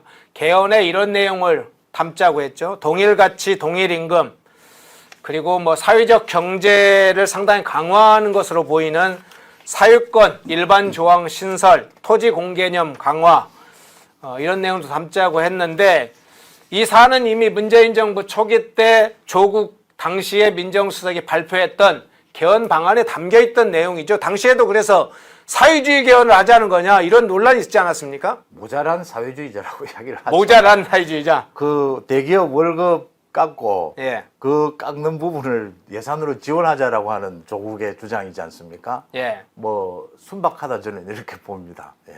순박하다. 네. 사회적 경제에 지금 사회권 신설 조항이 신설되면 아마 여러 부분에서 좌파 진영이 생각했던 사회적 경제 체제 내에 들어오는 여러 가지 것들 일을 할 걸로 보입니다. 지금 뭐 여러 가지 공공기관도 그런 걸 만들고 있고 만들어서 상당한 예산 전형이나 예산 낭비 사례들이 쏟아지고 있죠. 이재명은 특히나 지역화폐에 대해서 관심을 이렇게 많이 갖는 것 같아요. 저는 대선하고 연결이 되어 있다고 봅니다. 예. 이재명은 저 지역화폐 그리고 25만 원 나눠주기, 예. 100만 원 나눠주기 저걸로 대선까지 가져갈 그 생각을 가지고 있어서 저거 지금 법안 만들겠다고 하는데 위헌이다라고 하니까 이제 그러면 선별적 주는 걸로 바꾸겠다라고 어물어물거리거든요. 예. 저 딱 걸려든 것이거든요. 제가 지난번에도 여기 나와서 말씀을 드린 것인데 저렇게 민주당이 위헌하고 있는 요소들을 전부 모아가야 합니다. 위헌 정당 제소를 해야 합니다. 민주당에 대해서. 민주당이 특검으로 계속 괴롭힐 겁니다. 국민들을. 결국은 민주당 위헌정당 제소를 하는데 다 요인이 될 겁니다. 저런 내용들이. 지금 전 국민 25만 원 나눠주자, 뭐 지역화폐로 나눠주자. 저건 이재명의 오랜 선거 전략입니다. 제가 보기에는. 말씀드리면 민주당 지지층을 이권으로 묶어내는 한 방법입니다. 예. 그래서 저걸 보면서 대처를 해 가야 된다라고 생각합니다. 예. 민주당의 개헌 특위의 윤호중 의원도 대통령 거부권 제한과 무당지역을 내용으로 한 원포인트 개헌을 이야기한 적은 있습니다. 그런데 조국 경우에는 지금 그 전부터 이야기를 해왔죠. 그리고 22대 국회가 개헌하기도 전에 지금 개헌에 관련해서 시동을 걸고 있는데 조국혁신당 그리고 조국이 이 개헌안을 지금부터 지금 빠르게 지금 제안하는 그 서두르는 이유는 뭐라고 보세요? 탄핵 특검 쪽이 제대로 안 되고 있다라고 보고요. 네. 그래서 개헌 문제를 계속 이야기하는 것이고 개헌 이야기했다 말씀드린 대로 이거 특검 탄핵 이야기했다 왔다 갔다 할 겁니다. 계속. 그렇게 왔다 갔다 할 거고요. 카밀라님께서 조국이 무지한 것이지 순박한 건 아니라고 하셨는데 저도 동의합니다. 그런데 제가 순박하다 표현을 쓴 것은 정치적으로 순박해 보여요. 정치적으로 조국이 이야기하는 것은 그러니까 인성적으로 순박하다는 게 아니라 예. 그러면 사실 무지와 같은 의미네요. 정치적으로 그런 비슷한 말에 정치적으로 무지하다 이 말은 참 좀 그런 것 같아서 예. 뭐 그래도 어쨌든 뭐 대표지 않습니까 한 당에. 예. 근데 저 당은 조국 구속되고 나면요 저 당은 볼 것도 없을 겁니다. 아마 거의 사그라질 겁니다 저 당은. 그래서 이재명이 뭐 조국이 뭐든지 이렇게 터집을 잡으면 이 중집에 가서 술 한잔 마시고 그만두고 이렇게 하는 것이죠. 예. 뭐 이야기가 다른 곳으로 좀 흘러갔습니다. 근데 이런 이야기를 더 좋아하시더라고요. 네. 시청자분들이. 네. 저렇게까지 직격을 해주셨는데요. 임치규님, 페넨바이크 쫄보야 여사가 뭐야? 전직 대통령에 대한 문제가 있죠. 방송이니까 뭐 개인적으로 김정수 하도 해둔 것이 안에서 무슨 쫄아서 그러는 게 아닙니다. 전직 대통령, 대한민국의 대통령은 그것이 어떤 대통령이라도 지켜져야 할 최소한의 것이 있기 때문에 방송에서는 그걸 지키는 것일 뿐입니다. 이야기를 하셔도 여사를 생략하면 어떠냐 이런 의견은 좋습니다만 쫄보가 뭡니까? 제 표현이 제가 임치기 선생님보다도 정치적으로 정신적으로 쫄지 않는 사람입니다. 그렇게 이야기하시는 건 표현이 적절치는 않아 보입니다. 저 무식하다 해야죠. 그렇게 얘기했던 게 저거군요. 네. 순박 동의 못해요. 예, 오늘 송원재 대표님 모시고 자 지금 논란이 되고 있는 문재인, 김정숙 관련된 여러 사안, 특히나 문재인의 딸 문다혜와 양 이네스의 돈 거래 이런 것부터 시작해서 국민의힘 내부에 또 민주당 내부에 있었던 사안을 좀 다뤄봤습니다. 예, 오늘 대담 고맙습니다. 감사합니다. 모두가 숨죽이고 침묵하던 시절 펜앤마이크는 앞장서 자유와 민주를 외쳤습니다. 자유파 정권 탄생을 위해 싸웠습니다. 2024년에도 펜앤마이크는 쉼없이 달려갑니다. 민주주의 체제수호의 선봉이 되겠습니다. 왜곡된 대한민국 역사를 바로 세우겠습니다. 2024년에도 펜앤마이크를 응원해 주십시오.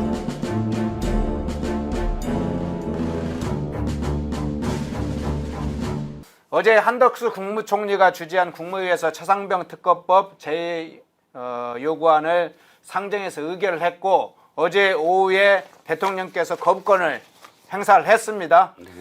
대통령의 거부권 행사, 이 제휴요구권 행사, 그 불가피성이라고 할까요? 그것에 할 수밖에 없는 그건 무엇이라고 보세요? 원칙이에요. 이 원칙이 어떤 거냐면 특검은 왜 특검을 하죠? 그러니까 이게 법의 예외성이거든요. 예. 법은 특정해서 할 수는 없어요. 모든 사람에게 전부 다 일어날 수 있는 것을 포괄적으로 규정을 해서 해야 돼요. 그런데 특검은 법의 예외성을 인정하는 거예요. 이게 이제 뭐 포괄적 그런 해석인데, 그래서 특정인을 특정 한도 내에서 특정 혐의로 수사할 수 있는 법안을 만드는 거예요. 그러려면 어떻게 해야 됩니까? 굉장히 공정해야 돼요. 객관적이어야 되고 어떤 정파에도 소속돼 있지 않고, 그러니까 특검의 중립성이 굉장히 중요한 하나의 요건이에요. 그래서 여야 합의가 되게 중요해요. 합의해 주는 것. 그리고 특검을 임명하는 데 있어서 어떠한 정파도 이의를 제기할 수 없는 그런 합의를 할 수 있는 조건이 돼야 돼요. 네. 자, 그래야 특검이 무엇을 냈을 때 다 그냥 무조건 받아들일 수밖에 없어요. 그 결과의 신뢰성이 높아집니다. 그래야 중립적으로 잘 수사했다라고 모든 사람들이 다 판단하는 거예요. 그래야만 우리가 법의 예외성을 인정해 주는 거예요. 그런데 지금 보세요. 이 특검법을 포함해서 모든 지금 민주당은 그 과정이 전부 다 순수하지 않아요. 그러니까 과정이 모두 다 여야 합의를 이룰 수 없는 자기네들이 다 하겠다는 거예요. 이렇게 표현할게요. 네. 자, 특검을 임명하는데 이거예요. 대통령이 소속되어 있거나 소속되었던 정당을 제외한 교섭단체. 이거 세 글자로 뭐죠? 민주당이에요. 예. 아니 민주당을 예. 그렇게 길게 표현한 거예요. 그럼 민주당이 추장하겠다 이거예요. 민주당이 이걸 임명하겠다. 거의 그잖아요. 그러면 대통령의 임명권, 헌법에 보장된 임명권을 지금 침해하는 것이고 이걸 만약에 들어줬다고 한다면 어떤 문제가 생겨요? 앞으로 모든 특검들이 전부 다 뭐 어떤 진영을 떠나서 난무할 겁니다. 예. 우리가 특검 임명할게. 너 한번 당해봐. 이런 보복, 정치 보복의 악순환이 그대로 다 이어질 겁니다. 이거를 인정하지 말아야 될 이유가 바로 거기에 있고요. 두 번째, 예. 공수처를 왜 만들었습니까? 공수처 패스트트랙까지 해갖고 만들었잖아요. 민주당이. 공수처가 한 해에 거의 200억에서 300억의 예산을 써요. 예. 그런데 지금 보시죠. 그 자기네들이 그렇게 싸워가면서 만들어낸 공수처를 믿을 수 없다고 하잖아요. 그러면 민주당은 최소한 공수처를 폐기하는데 합의 보고 특검을 얘기해라. 그게 기본이다. 자기네들이 그렇게 엄청나게 힘들어서 만든 공수처가 지금 수사를 열심히 하고 있다고 그렇게 얘기하고 있는데도 불구하고 못 믿겠다라고 주장을 하고 있잖아요. 그렇죠. 자, 민주당이 어제 이제 대통령께서 거부권을 행사를 했기 때문에 28일에 이걸 재표결 절차를 밟을 것이 예상되고 있는데 이제 상황은 이렇습니다. 민주당과 관련 범야권의 결속이야 이제 내부적으로 이미 그 결속을 이뤘는데 국민의힘에서 재표결을 할 경우에 이탈표가 나올지 이게 이제 아주 중요한 과제가 됐습니다. 국민의힘에서 17석 이상의 이탈표가 나올 경우엔 대통령 거부권 행사가 사실상 무용지물이 되는데 지금 상황은 어떻게 보고 계세요? 자, 그건 이제 민주당이 아마 희망사항일 것 같고요. 왜냐하면 이겁니다. 자, 17명을 왜 특정을 하고 있냐 하면 총선 이후니까 낙선자들은 불만을 가질 거다. 예. 그 불만을 바로 이번에 이렇게 지금 표출을 할 거다라고 예상을 하고 있는데 사실 국민의힘 계열 정당에서 이번만큼 공천 파동이 없었던 적이 없어요. 없어요. 거의. 왜냐하면 분당 사태나 탈당 사태가 없어요. 탈당한 사람 있습니까? 낙천에서 막 불만을 갖고 그리고 무소속으로 출마한 사람이 있습니까? 없어요. 네. 그리고 분당에서 당을 만든 적 있습니까? 없어요. 그러다 보니까 뭐랄까요? 이런 불만이 뭐 진짜 아이고 한번 곤란해 봐라라고 할 수 있는 그런 여지가 많이 없다. 이미 당내에서 여론이 그리고 이미 22대 총선에 8명만 되면 되므로 네. 아이고 그건 22대 총선 가서 하자라는 분위기가 이미 형성이 돼 있습니다. 그래서 17명이 물론 찬성하겠다는 사람 있어요. 유이동 의원이 찬성하겠다고 공식 선언을 했고 안철수 의원이 계속 찬성 얘기를 했고 김웅 지난번에도 찬성을 했으므로 이번에도 찬성을 할 겁니다. 이렇게 몇 사람 빼놓고는 추경호 원내대표가 아마 이렇게 전략을 할 겁니다. 반대 토론까지 딱 듣고 전원 퇴장. 네, 전원 퇴장을 외치는데 김웅 의원 혼자 있었잖아요. 네. 근데 그 상황에서 그야말로 17명이나 남아서 찬성표를 던질까? 저는 이번에는 그냥 가결될 거라고 봅니다. 예. 이번에 이제 가결된다. 이게 부결된다. 부결된다. 죄송합니다. 저 가결을. 네네네. 부결된다. 문제가 없다. 문제는 이제 22대죠. 예, 또 이제 살펴봐야 될 거고요. 그때 가서 다시 이야기를 하고요. 국민의힘 문제 좀 한두 가지만 시간 제약상 여쭤볼게요. 네. 홍준표 대구시장이 또 지금 나섰습니다. 이번엔 조금 더 심각한 문제까지도 제기를 했네요. 한동훈 위원장 저격을 하는 형식인데 그 문제만을 하는 게 아니에요. 자, 한번 홍준표 대구시장의 한번 글을 볼까요? 총선을 말아먹은 애한테 또 기웃거리는 당내 일부 세력들을 보고 이 당은 가망이 없다고 봤다. 소위 중진이라는 사람들이 너도 나도 애 눈치나 보는 당이 되어서야 이 당이 살아나겠나. 더 이상 자신 없으면 당 해체하고 다시 시작하는 게 좋지 않나. 자, 좀 이어집니다. 또다시 초짜 당대표 되면 이 당은 가망 없어. 나도 거취를 결정할지도 모른다. 무슨 당이 배알도 없이 우리를 지옥으로 몰아넣은 애한테 급실거리기보다는 새살림을 차리는 게 그나마 희망이 있다. 한동훈 전 위원장에 대한 저격은 물론이고 한동훈 위원장이 당대표 출마해서 당대표 되면 즉 당권을 쥐면 당을 떠날 수 있다. 그런 얘기까지 했네요. 홍준표 시장은 일관성이 없잖아요. 뭐 조국 수홍이라고 불리잖아요. 조국 수호 외쳤다가 난 그런 말 한 적 없다라고 말을 바꾸고, 이 탈당도 아마 그 연장선상일 겁니다. 홍준표 시장이 늘 자랑하는 게 있어요. 나는 내가 스스로 탈당한 적은 없다. 나를 잘라서 내가 어쩔 수 없이 무소속으로 나왔을 뿐이다. 내가 이 당의 적자다. 이렇게 주장을 하는 사람이기 때문에 아마도 극한 수준까지 자기가 계속 이 한동훈 비대위원장을 견제해야 되겠다라는 생각에서 탈당 이야기까지 한지도 모릅니다. 그런데 이런 그 홍준표 시장의 그 여러 가지 이 분란성 발언들이 친윤들이 보기에도 되게 힘들었나 봅니다. 어저께 바로 네. 이철규 의원이 TV조선 강펀치에 나가서 제발 좀 입을 다물어 주셨으면 합니다. 홍준표 시장한테 이렇게 얘기를 하고, 또 한동훈 비대위원장을 얘기하면서 자꾸 비윤 하시는데, 한동훈 비대위원장이야말로 윤석열 대통령과 가장 가까운 친윤이다. 또 이렇게 얘기를 했거든요. 네. 이철규 의원이 아직도 이제 윤석열 대통령의 생각을 기반으로 해서 이야기를 하는 사람이라고 가정을 한다면, 홍준표 시장이 지난번에 이렇게 얘기했잖아요. 네. 상남자, 자기 부인을 지킬 수 있는 상남자. 이 표현부터 윤석열 대통령이 손절하려고 하는 게 아니냐. 네. 그러니까 자기를 모신다 이렇게 표현했는데, 도리어 역으로 고를 지르는, 그리고 자기 정치를 하는 홍준표 시장한테 아유 이제 좀 그만해라, 많이 먹었다라고 이철규 의원이 거리를 두려고 하는 게 아니냐라는 생각도 들었습니다. 예, 마지막 질문 하나 드리죠. 네. 지금 총선 백서 특유의 백서 발간 때문에 지금 논란이 되고 있잖아요. 네.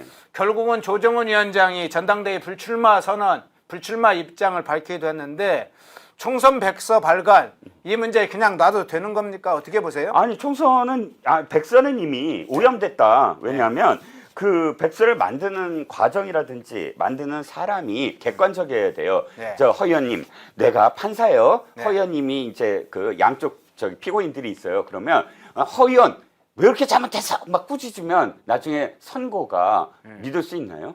아니 재판 과정에서는 객관적으로 피고인들을 이게 무죄 추정으로 해서 들어봐야 되잖아요, 판사가. 그렇죠. 그 판사는 말을 하지 말아야 돼요. 이 재판은 어떻게 할 거고, 이 재판은 이 사람이 잘못했고, 이런 얘기를 합니까? 안 해요. 판결문으로 얘기하잖아요. 네. 백서 추진위원장도 마찬가지예요. 백서로 이야기해야지, 자기가 감나라 배나라 이 사람이 잘못했다 저 사람이 잘못했다 라고 한다면 그 백서를 누가 믿겠습니까? 단순히 출마 안 한다고 해서 백서가 갑자기 신뢰성이 올라간다? 지금까지 했던 말을 누가 주워 담죠? 주워 담지 못하는 것이고, 그리고 또 한 가지 뭐냐면 이 사람이 전대 출마하지 않겠다라고 얘기한 적 없어요. 뭐라고 했습니까? 당대표에 출마하지 않겠다고 했어요. 아니 그런가요? 저는 여전히 네. 그럼 최고위원 출마하겠다는 얘기냐? 네. 이렇게 들려요. 네. 아직은 집단 지도체제가 아니니까. 물론 제가 말꼬투리 잡는 어떤 느낌이라서 뭐 그렇긴 하지만, 어쨌든 순수한 행보를 보였다면 제가 이렇게까지 안 왔을 겁니다. 순수하지 못했다. 그래서 백서가 아니라 흑서 얘기가 그래서 나오고 있는 거죠. 총선 흑서다. 네. 예. 이걸 전당대회 이후에 발간하는 문제는 어떻게 보세요? 저는 이 시기가 문제가 아니다. 네. 왜냐하면 진짜 공을 들여서 제대로 만들어라. 그리고 객관적인 사람이 만들어라. 두 가지입니다. 이게 지금 이번 선거 패배의 요인을 찾으려고 하지 마세요. 네. 중요한 건 12년 동안 왜 졌느냐를 제대로 파악을 해야 돼요. 근인이 있어야 된다. 왜? 지금 3연패했어요. 보수 정당이 3연패한 건 헌정사상 처음 있는 일입니다. 그러면 완전히 원인이 있어야 돼요. 우리가 보수 지지층이 진보 지지층보다 적어요. 진보 지지층은 이미 30, 40, 50의 탄탄한 지지 기반이 세대별 지역별로 생겨 있어요. 여기는 지금 서서히 줄어드는 60, 70 이후밖에 없어요. 20대 일부하고. 네. 또 여성도 저쪽에 훨씬 더 많아요, 지지자가. 이런 여러 가지의 어떤 상황들을 때문에 12년간 진 거예요. 그러면 이번 백서는 제대로 만들어라. 전당대회 전까지 만들고 이런 게 아니라 또 객관적으로 만들어라. 객관적인 사람을 해갖고 객관적으로 만들어라. 그래서 이제 다시는 지지 않을, 조정훈도 얘기했지만 그런 경계를 삼을 수 있는 그런 백서를 제대로 만들기 위해서는 이렇게 실제로 선거에 뛰어들어갖고 국회의원이 된 사람이 만들면 안 된다라는 생각입니다. 예. 이종근 시사평론가님 모시고 김정숙의 타지마을, 문재인의 회고록, 그리고 홍준표 시장의 발언, 총선 백서 문제까지 다뤄봤습니다. 이종근 시사평론가님 고맙습니다. 네, 감사합니다.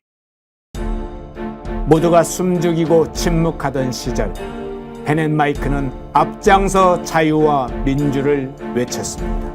자유파 정권 탄생을 위해 싸웠습니다. 2024년에도 펜앤마이크는 쉼없이 달려갑니다. 민주주의 체제수호의 선봉이 되겠습니다. 왜곡된 대한민국 역사를 바로 세우겠습니다. 2024년에도 펜앤마이크를 응원해 주십시오.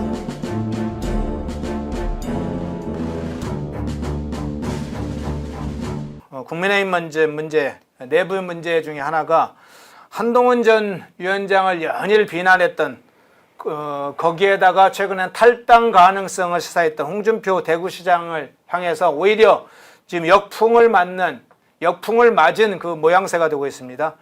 한번 이 홍준표 시장에 대해서 비판했던 문구들 한번 좀 띄워주시겠어요? 예, 김재원 전 국민의힘 최고위원이죠. 김재원 최고위원이 이런 이야기를 했습니다. 총선 한동훈 전 위원장에 대해 총선 말아먹은 애라고 하는데 홍 시장은 자유한국당 대표 시절에 지방선거에서 거의 괴멸적인 피해를 입었다. 본인은 지방선거를 말아 잡수신 영감탱이 소리를 들으시렵니까? 이렇게 해서 아주 반문 직격을 했고요.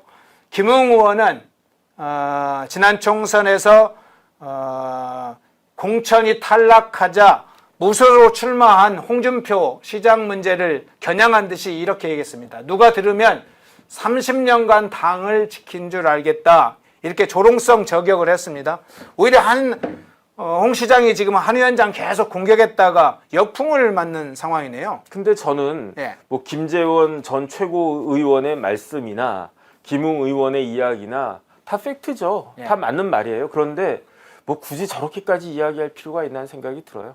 그 다음에 저렇게 지금 국민의힘 상황이 굉장히 어려운데 저렇게 한마디 하면 또 한마디 하고 한마디 하면 또 한마디 하고 그럴 필요가 있나 저는 그런 생각이 들고요. 지금 같은 상황에서 저 같으면 그냥 가만히 기다리겠어요. 뭘 기다리느냐. 홍준표 시장이 탈당하나 안 하나 그냥 시간 두고 뭐 한번 기다려 보겠어요. 그 다음에 뭐 다음 주까지 탈당 안 하고 뭐 이번 달까지 탈당 안 하고 그러면은 결국은 홍준표 시장은 본인이 탈당하겠다라는 식으로 이야기해 놓고 그 말을 식언한 사람 되지 않겠습니까? 가만히 있어도 홍준표 시장은 탈당하지 않으면은 본인이 굉장히 우스운 뭐 이렇게 그 영감님이 되시는 거고 그 다음에 만약에 홍준표 시장이 본인의 이야기대로 탈당을 해서 정치적으로 아주 큰 세력을 갖다 이루고 반향을 일으키면 야 홍준표 대단하네. 진짜로 한동훈은 홍준표에 비하면 애네 이런 이야기를 뭐 들을 수도 있는 거 아니겠습니까?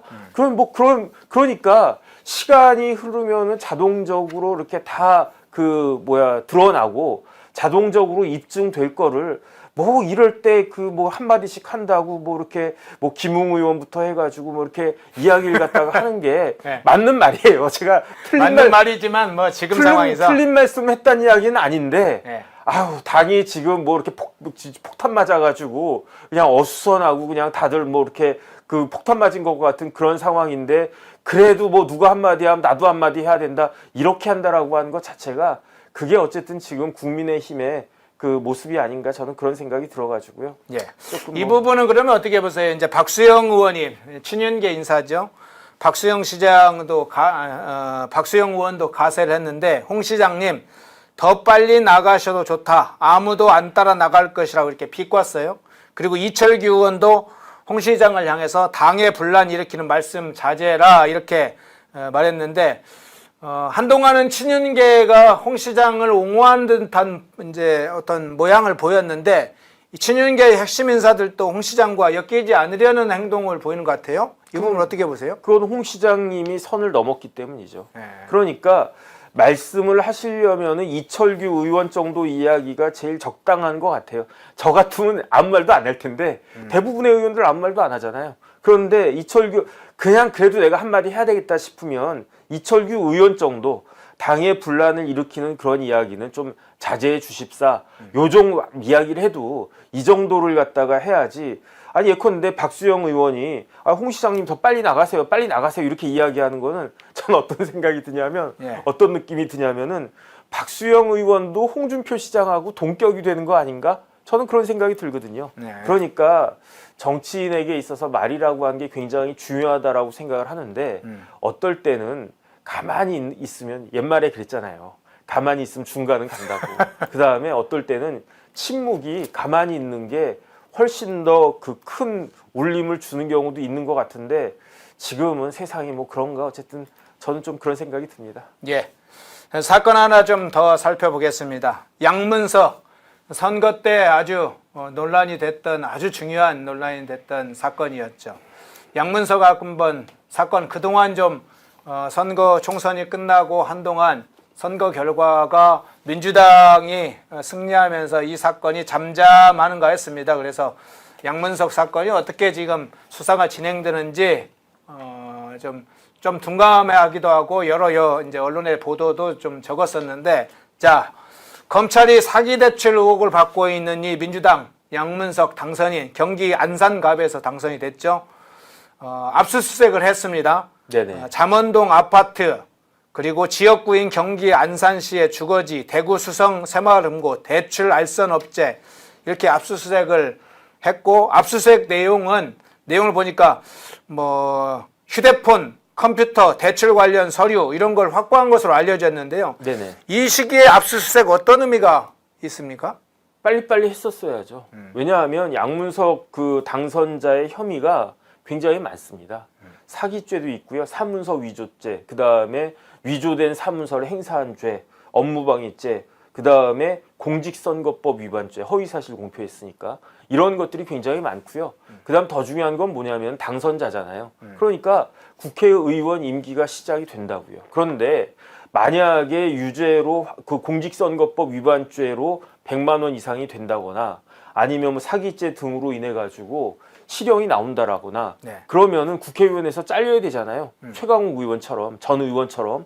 그렇게 되면 그 이야기는 뭐냐면은 국회의원이 돼서는 안 될 사람이 국회의원 노릇을 하는 거란 말이죠. 그러니까 만약에 모든 것들이 잘 해명이 돼서 무죄가 된다라고 하면 그건 뭐 돈케어 괜찮아요. 뭐 그러면 괜찮은데 만약에 유죄가 확정이 됐는데 윤미향 의원처럼 임기 다 끝날 때까지, 황운하 의원처럼 임기 다 끝날 때까지 판결이 안 나오면 국회의원이 돼서는 안 될 사람이 국회의원이 돼가지고 4년 동안에 그 얼마나 많은 돈, 1년에 뭐 한 6, 7억 들어간다면서요, 국회의원 한 사람한테. 네. 그러면 4년이면 몇십억 들어간 거 아니겠습니까? 더 중요한 건 뭐냐면은 국회의원 하면서 뭐 하겠습니까? 법 만들 거 아니에요? 온갖 종류의 뭐 인사청문회부터 해가지고 다 할 거 아니겠습니까?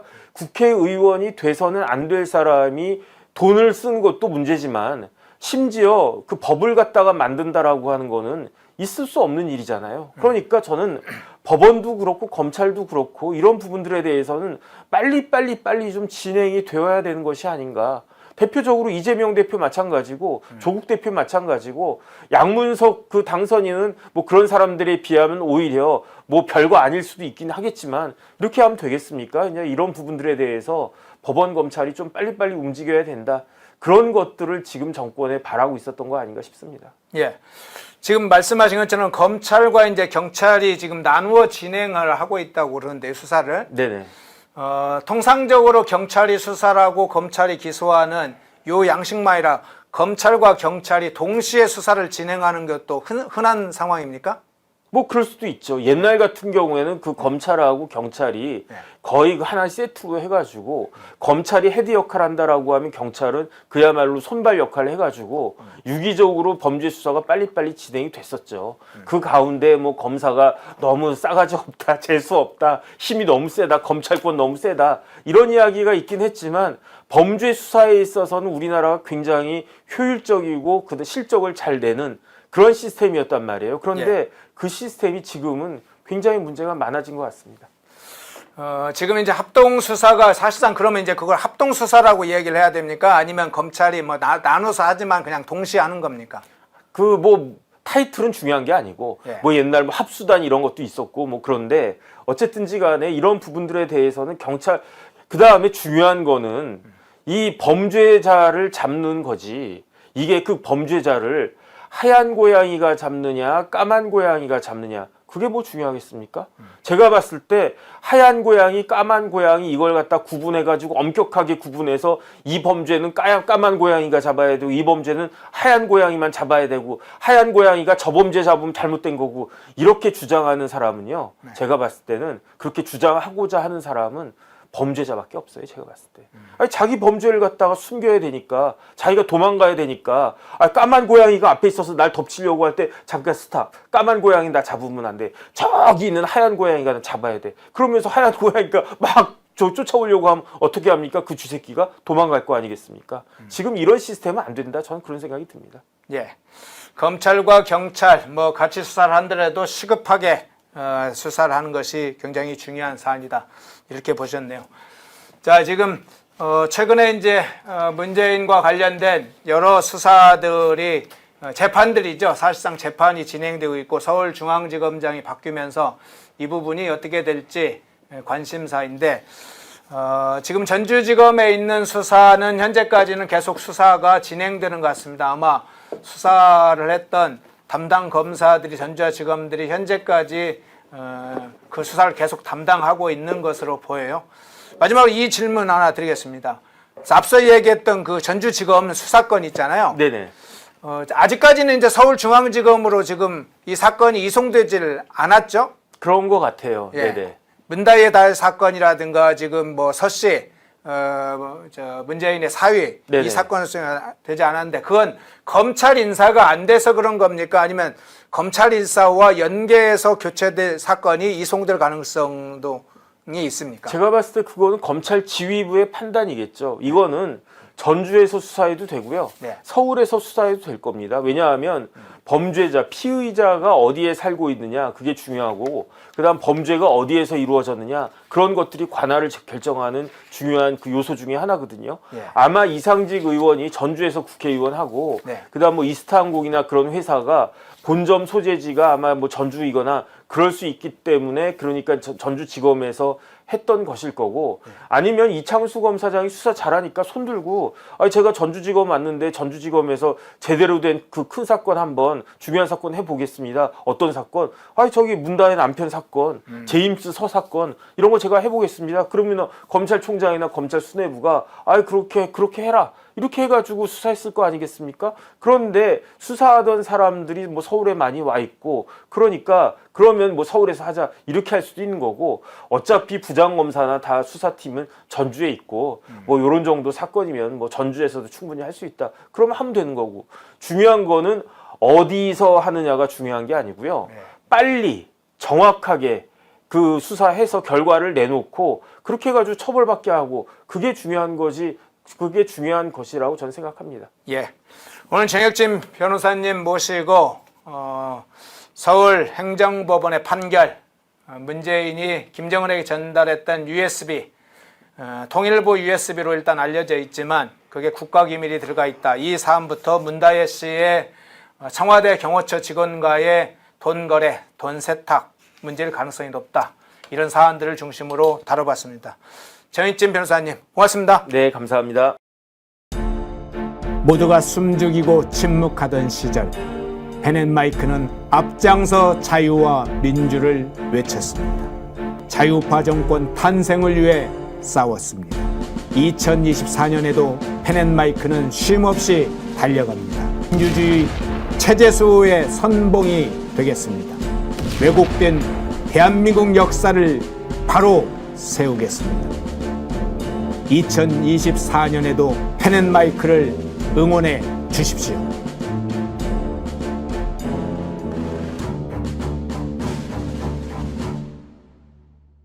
인터넷 검색창에 펜앤마켓을 검색해 주세요. 펜앤마켓은 펜앤드마이크 구독자분들을 위한 종합 쇼핑몰로 좋은 상품으로 온라인 최저가를 목표로 하는 마켓입니다. 많은 관심과 사랑 부탁드립니다. 자, 오늘 사실은 중요한 주제로 삼았던 여기 지금 뭐 여기 제목으로 스크린 제목에 나와 있습니다. 난민전 출신 이하경은 지금도 임무중이다 이렇게 잡았습니다만 어쨌든 오늘 난민전 사건을 오늘 다뤄보려고 합니다. 그리고 난민전 출신 중에 특히나 이하경 민주당 의원 관련된 이야기를 좀 다뤄볼 건데요.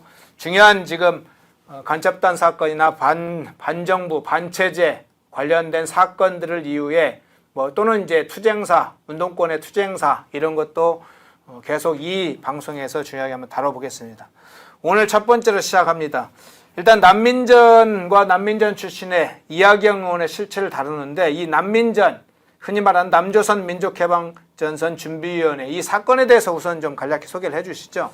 그 1945년부터 53년까지는 대남 지하당 또는 북한 연계 지하 세력은 주로 남로당이고요. 네. 53년부터 이제 80년까지 광주 사태까지 있었던 거는 주로 통역당 60년대에는 통역당하고 인혁당입니다. 통역당과 인혁당이 조금 다른데 이거를 구분할 거는 너무 좀 오버인 것 같고 70년대에는 인혁당 재건이랑 난민전이 있었고 그다음에 북한에서 통역당이 있었다라고 허위 사실을 주장하고 있었죠. 그러니까 통역당은 실제로 없었던 거고 70년대에는 그랬고 60년대에 이제 통역당 인혁당이 있었고 74년 정도에 이제 인혁당 재건이가 있습니다. 그래서 지하당들이 전체적으로 검거되거나 와해되는데 그 유신 말기에 두 가지가 이제 겹친 거죠. 하나는 유신 말기니까 약간 분위기가 좀 험악했던 거잖아요. 네. 그래서 지하당을 하는 사람들도 굉장히 좀 비분강개한 또는 장엄한 뭐 이런 분위기에 휩싸였던 것 같아요.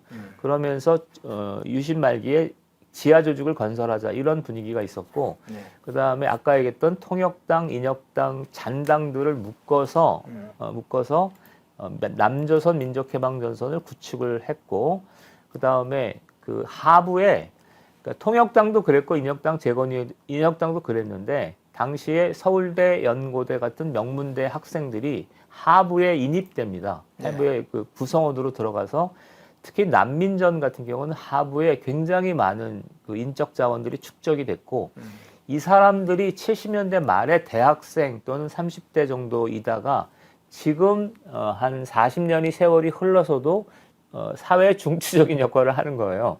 이 난민전은 이게 문제입니다. 그러니까 통역당하고 그 인혁당은 좀 시간이 지났기 때문에 인적으로 끊겨 있는데 예. 그렇게 그렇게 됐었고요. 난민전 사건은 그래서 이재문, 인혁당에 관련됐던 이재문, 그 다음에 신양식, 서울대 그렇고 그 다음에 신양식 김병곤 이렇게 이런 인혁당, 통역당, 남조선 해방전략당에 관련됐던 사람이 모여서 중앙위원회를 결성을 했고, 네. 그 다음에 뒤에 이제 안재구 씨가 유명한 수학자 안재구 씨가 이제 결합을 해서 한 3, 4년 정도 활동을 했고요. 네. 주로 활동을 그 특징적인 건 아까 얘기했던 것처럼 그 하부에 당시에 청년 학생들이 대거 결합돼 있어서 이게 소개해 드릴 수 있을지 모르겠는데 김남주 그다음에 민청항전 사건과 관련돼 있죠. 예, 예. 그렇게 됐었고요. 그다음 유신 말기에 각종 이제 뭐 활동이란 건 변변한 게 없습니다. 그러니까 삐라 살포를 한다랄지 뭐 이런 게 있었고 그러다가 이제 70년대 말에 유신 말기에 이제 검거돼서 와해된 그런 사건이고, 이 난민전 사건의 아주 특징적인 거는 두 가지가 있습니다. 하나는 이재문이 좀 기행에 가까운 이상한 행보를 했습니다. 네. 그러니까 지하당 사람들은 보통 자기의 그 강령이나 그런 기본 문건들을 좀 숨기는 경향이 있거든요. 예. 근데 검거 말기까지 그런 문건들을 다 갖고 있었나 봐요. 그 다음에 이재문 씨가 직접 뭐 거리 투쟁을 한다거나 거리 삐라살포 투쟁을 한다거나 해서 이해하기 어려운 행보들을 했고 그것 때문에 증거가 많이 남아 있습니다. 난민전 깃발도 있고 그 다음에 난민전 강령 뭐 이런 것들 다 남아 있어서 난민전은 소상히 난민전의 실체를 알아볼 수 있는 자료가 있죠. 반면에 무엇은 기록이 전혀 안 남아 있냐면 인혁당 재건위 같은 거는 기록이 안 남아 있습니다. 그러니까 인혁당 계열은 그 기록이 잘 안 남아 있고요. 통역당 계열은 북한하고 관련이 있기 때문에 북한의 입장에서는 좀 정연한 보고 체계가 갖춰야 돼야 되거든요. 예. 그래서 통역당도 문건이 많이 남아 있습니다. 반면에 난민전은 이재문의 그 행보에 의해서 문건이 아주 밝혀져 있어서 소상히 난민전을 알 수 있다 이런 거고, 그러하기 때문에 후대 학생들한테 학생운동에 아주 많은 영향을 미쳤습니다. 제가 이제 85년 6년도에 난민전 공소장을 보면서 학생운동 공부를 했던 기억이 납니다. 일단 여기까지 1라운드 하고 또 2라운드 하시죠. 네. 지금 난민적 사건으로 핵심 관계자들은 사형된 사람들이 있죠. 이재문, 신양식, 보통은 이제 지하당의 총책이나 정당의 책임자나 아니면 중앙위원급으로 보이는 최고의 관련된 사람, 사형당한 사람인데, 오히려 이제 살아남은 사람들 중에 유명한 사람들 있잖아요.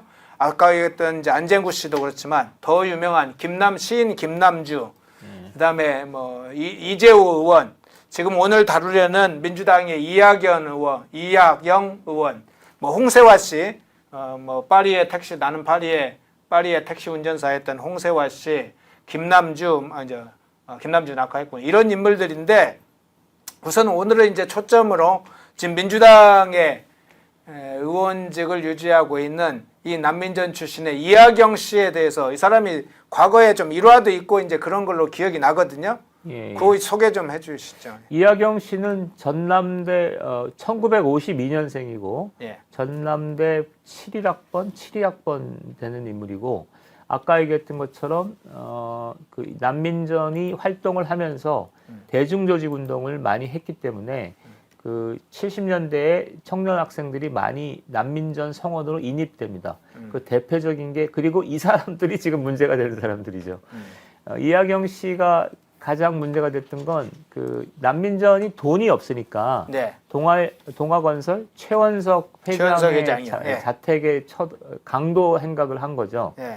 그때 이제 그 주범이 다른 사람인데 그 사람과 함께 들어갔다가 그 주범은 도망치고 이 사람이 검거가 돼서 징역 5년, 두 가지가 겹쳐서 5년입니다. 하나는 그 강도 행각하고 난민전이 강도라고 하면 당시에 누가 다쳤습니까? 다쳤죠. 그 경비가 다쳤죠. 경비원. 예. 예. 그래서 그러니까 강도로 이제 해서 들어오니까 이 경비원이 막으려고 하니까 칼로 아마 찔렀나 보죠. 예. 그런 겁니다. 그래서 그 민주화운동 관련자 치고는 어떤 특이한 경력을 갖고 있죠. 예. 이제 그 다음에 5년 살고 나와서 YMCA나 이런 활동을 했고, 그 다음에 민주당에 들어가서 이제 그 4선인가 국회의원을 했고, 그 경력을 가지고 이제 국회 부의장이 된 거죠. 사실은 5년형을 살고 나와서 그것으로 인해서 그 어떤 정치적 인생을 어떤 마감을 했다면 별 문제 없는 거죠. 어떻게 보면 한때 대학 때 그럴 수 있는 거고, 형을 살았으니까. 그 다음에 두 번째는 그런데 이제 민주당, 이 사람이 지금 우리가 문제 삼는 이유는 국회 부의장이에요. 그리고 국회의장이 우원식 씨고, 우원식 씨도 운동권입니다. 네. 우원식 연대 운동권, 유신 시대의 연대 운동권이고, 그 다음에 이학영 씨는 국회 부의장이에요. 그러니까 아직은 확정이 안 됐고 국회 그렇죠, 부의장으로 그렇죠. 민주당에서 후보로 선출돼 있죠. 그렇죠. 예. 그러니까 이게 오늘의 얘기의 핵심인 거죠. 그러니까 난민전 사건으로 구속돼서 심지어 강도 행각을 벌이다가 하였던 이학영 씨가 지금 세월이 흘러서 민주당 국회 부의장이, 그러니까 국회 부의장이 될 수 있는 건데, 국회 부의장이라는 건 한국을 대표하는 사람들 중에 한 사람입니까? 아니고요. 국회의장은 서열 2위라고 하던데, 대통령에 이어서 그게 말이 되냐는 거예요.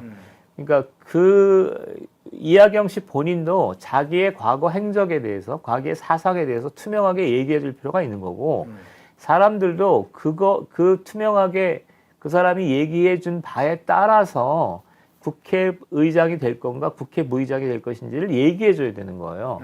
그렇지 않고 이렇게 어물쩍 넘어가면 너무 황당한 일이 벌어진 건데, 이게 이것만이 아니라 지금 지난번에 얘기했던 민주당 사무총장으로 됐던 김윤덕 씨는 민혁당 전북 지역 책임자였던 거고 우원식 씨도 지금 보면은 연대 76, 77 정도 되는데 연대 토목공학과 그다음에 유신 때 운동을 했던 사람이고 국회 부의장 이하경 씨 그러고 전부 다 그렇거든요. 예. 그런 것들을 우리가 얘기해야 된다라는 겁니다. 지금 이하경 씨 민주당 의원이면서 민주당 지금 국회의장 후보로 선출돼 있죠. 6월 5일, 4일인가요? 5일에 국회의장, 부의장 선출을 말 그대로 현재 계획대로 민주당 후보들 우원식 국회의장 후보, 이하경 부의장 후보 이렇게 확정이 되면 국회 안에 난민전 출신의 이하경이 지금 국회 부의장이 되는 겁니다. 현역 의원이면서 국회 부의장이 사실상 국회의 2인자가 되는 셈인데 이제 궁금한 건 두 가지입니다. 하나는 이 난민전의 경우에 북한과의 연계가 어떻게 되어 있는지 하나가 좀 궁금하고요. 왜 이제 과거에 간첩단이나 지하 조직 또는 지하당의 경우에도 북한과 직접 연계되어 있는 북한 공작원과 연계되어 있거나 북한의 지령을 받아서 하는 직접적인 조직도 있고 자생적인 지하 조직도 있는데 이 난민전의 관계는 북한과는 어떻게 관계가 되어 있습니까? 일단 그 사전에 얘기를 한다면 통역당 계열이 있고요. 인혁당 계열이 있는데 통역당 계열이나 인혁당 계열이나 광주 사태 이전 그러니까 남로당 이후의 모든 조직들은 북한과 연계가 되어 있습니다. 예. 그런데 그 이니셔티브가 주도권이 통역당 계열은 북한의 자금, 지령에 의해서 강하게 이렇게 강하게 조직이 된 조직이에요. 그래서 통역당 계열의 특징은 그러니까 북한에 보고해야 되니까 북한의 자금도 받고 북한의 어떤 지령에 의해서 움직이게 되니까 보고 체계나 조직 체계가 매우 정연하게 되어 있습니다. 그리고 그렇기 때문에 조직이 발각이 됐을 때 기본 증거들이 뚜렷하기 때문에 공소 사실에 문제가 없고 네. 그다음에 자료들이 많이 남아 있는 거고요. 인혁당 계열은 북한과 연계가 되어 있는데 연계가 좀 모호합니다.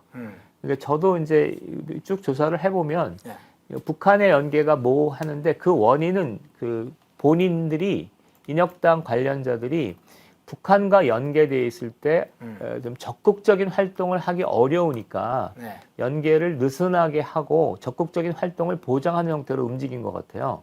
그래서 인혁당은 증거들이 잘 남아있지 않고 좀 모호합니다.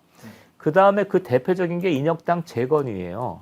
인혁당 재건위원회는 그러니까 애초에 이제 김세원 씨 같은 사람의 증언에 따르면 아예 증거를 남기지 않는다라는 것으로 입장을 가졌기 때문에 아예 뭐 회의록 같은 건 아예 없는 거죠. 그러니까 사건이 났지만 증거가 없는 걸로 돼 있어서 그 증거가 없으니까 물증이 없으니까 조작이라고 얘기들을 많이 하는 경향이 있잖아요. 근데 이건 뭐 제가 이제 인혁당 재건위 사람들이랑 활동도 좀 했었습니다. 아, 그렇군요. 얘기를 해보면 당연히 범민련에 그런 분들이 좀 계세요. 그래서 인혁당 재건위원회는 그분들의 얘기는 실체가 있는데 단 증거는 남기지 않았다. 뭐 이런 거이고 후대에 이제 너무 이제 조작, 증거, 민주화 투쟁 이런 관점에서 그건 조작이다 이렇게 몰고 갔는데 그 난민전은 일단 조직이 된 건 여기서부터 그러니까 좀 약간 좀 모호하다. 완전히 뚜렷하지 않다. 그리고 내가 공부가 부족하다. 이걸 전제로 한다면 조직이 되는 과정은 인혁당 재건위 사건으로 수배됐던 이재문의 주도권입니다.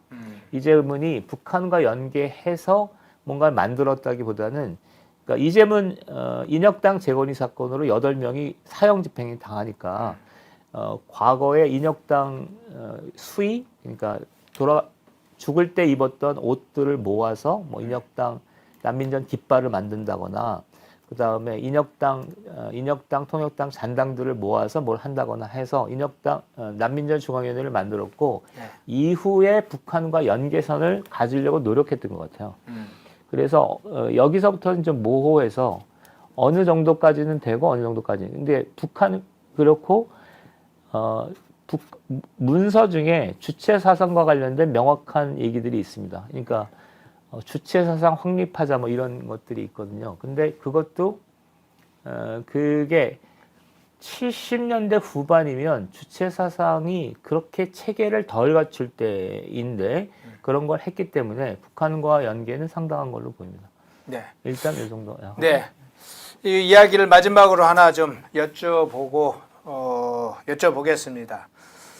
그간에 이제 지하 조직에 있던 좀 공산주의 또는 사회주의 사상을 가지고 대한민국을 남한혁명이라고 하는 것으로 해서 체제 전복을 하려고 했던 지하 조직 간첩단 관련자들이 많이 있는데 이재호처럼 이제 정치나 사상 전향을 한 사람들이 있단 말이죠.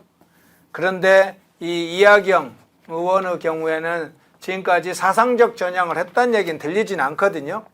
예. 과거에 미국의 이제 국무부에 엘저 히스와 같은 인물들이 장기간 소련 간첩의 활동을 미국 국무부의 고위 관료이면서 소련 간첩도 하기도 했잖아요. 이승만 집권 시기에 이승만 대통령의 그런 여러 가지 활동에 대해서 반소련 반공운동에 대해서도 굉장히 그것을 반대하는 활동도 일부 엘저 히스 같은 경우도 하기도 한 걸로 알려졌는데 이제 요점은 이렇습니다. 지금 이제 과거에 그런 간첩 지하 조직에 있던 인물들이 민주당이나 다른 정당에 이렇게 포진, 특히 이하경 씨가 포진해 있는데 이 사람들이 공개적으로 사상 전향을 하지 않은 상황에서 현재의 상태를 어떻게 이해해야 될지 스스로 어쨌든 자기가 자생적으로 생각을 바꿔왔다고 볼지 뭔가 은밀하게 과거의 난민전의 그 역사를 이어서 운동권 세력과 연계해서 어떤 지금도 자신은 특정한 인물을 하고 있다고 생각할 수 있는지 그 가능성에 대해서는 어떻게 보세요? 야, 이게 조심스러운데요. 추측이죠, 물론. 이하경 씨를 포함해서 네. 민주당의 좌익 또는 친북 활동을 했던 거의 대부분의 사람들이 저는 그 당시의 생각을 유지하고 있다고는 생각하지 않습니다. 네. 그런데 이게 뚜렷하게 자기의 입장을 표명하고 사상 전향을 하지 않으면 과거의 유죄들은 그러니까 과거의 편린들은 그대로 갖고 있다고 생각합니다. 예를 들면 이인영 장관 같은 경우도 그러니까 이 반미 청년의 일원이었거든요. 네. 그런데 반미 청년회가 내가 그 일원이었다라는 걸 밝히고 네. 과거의 자기의 생각을 조금 더 뚜렷이 밝혀야만 그 계기를 통해서 과거의 사상을 세척하는 계기가 저는 된다고 봐요. 근데 본인은 편의적으로 그럴 거라고 추정은 되는데 그렇게 될 경우 과거의 어떤 생각들을 많이 현재도 반영하게 되는데 이인영 씨가 썼던 일련의 책들을 보면 그게 많아요. 그러니까 이게 옛날에 운동권 시절의 생각들이 너무나 많이 담겨 있어서 이인영, 정청래 이런 분들 이게 1그룹이고요. 네. 2그룹은 실제 그 감옥에서 나와도 활동을 정리했지만 새로운 형태로 활동한 사람도 꽤 있는 걸로 보입니다. 그 사람들이 1심의 쪽 사람들입니다. 1심에? 예, 1심의 왕재산은 덜한데 예. 1심의 쪽 사람들은 징역을 산 횟수가 너무 짧아요. 3년 6개월 정도밖에 안 되기 때문에 3년 6개월 살고 나와서 그냥 아무런 생각의 변화 없이 활동 공간만 지하에서 지상으로 바꾼 거예요. 이 경우는 더 위험할 수 있죠. 왜냐하면은 지상이니까 국회의원이 된다거나 언론계에 간다거나 교육계에 간다거나 해서 더 위험할 수 있는 그런 네. 형태가 되는 거죠. 그리고 세 번째 형태는 과거에 활동을 했다가 그 변호사나 고위 공직자나 이런 쪽으로 자연스럽게 이렇게 침투에 들어간 경우가 있어요. 그리고 옛날에 그 전국연합 3파들이 네. 일부러 좀 똘똘한 친구들을 빼서 뭐냐면 변호사가 되게 하거나 그런 일이 있었거든요. 그러니까 그런 경우도 꽤 위험한 조직이죠. 그러니까 문재인 정권 들어서 사법부의 어떤 좌경화 이런 것들을 우려하는 거는 일리가 있는 얘기라고 저는 생각합니다. 사법부의 자경화조차도 이제 그런 역사적인 과정이 있다. 예, 오늘 민경우 시민단체 길 대표님 모시고 여야 정치권 상황 살펴봤고요. 자, 난민전 사건 국회 부의장이 되는 것을 지금 시간으로 보면 며칠 남지 않았네요. 이하경 의원 국회 부의장이 되나요? 과거에 이승만 48년도 정부 건국 시기에 국회 뿌락지 사건이 있었죠. 실제로 북한과 연계되어 있던 인물들이 확인이 되기도 했죠. 지금 단정할 수는 없지만 그들은 지금 어떤 행보를 갖고 있을까? 그것을 또 생각하게 합니다. 예, 민경우 대표님 오늘 난민전부터 시작을 해줬는데 다음에도 좀 요 주제를 주요 주제로 해서 대담을 좀 해보시면 좋겠습니다. 예. 예, 민경우 대표님이었습니다. 고맙습니다. 고맙습니다. 모두가 숨죽이고 침묵하던 시절 펜앤마이크는 앞장서 자유와 민주를 외쳤습니다. 자유파 정권 탄생을 위해 싸웠습니다. 2024년에도 펜앤마이크는 쉼없이 달려갑니다. 민주주의 체제수호의 선봉이 되겠습니다. 왜곡된 대한민국 역사를 바로 세우겠습니다. 2024년에도 펜앤마이크를 응원해 주십시오.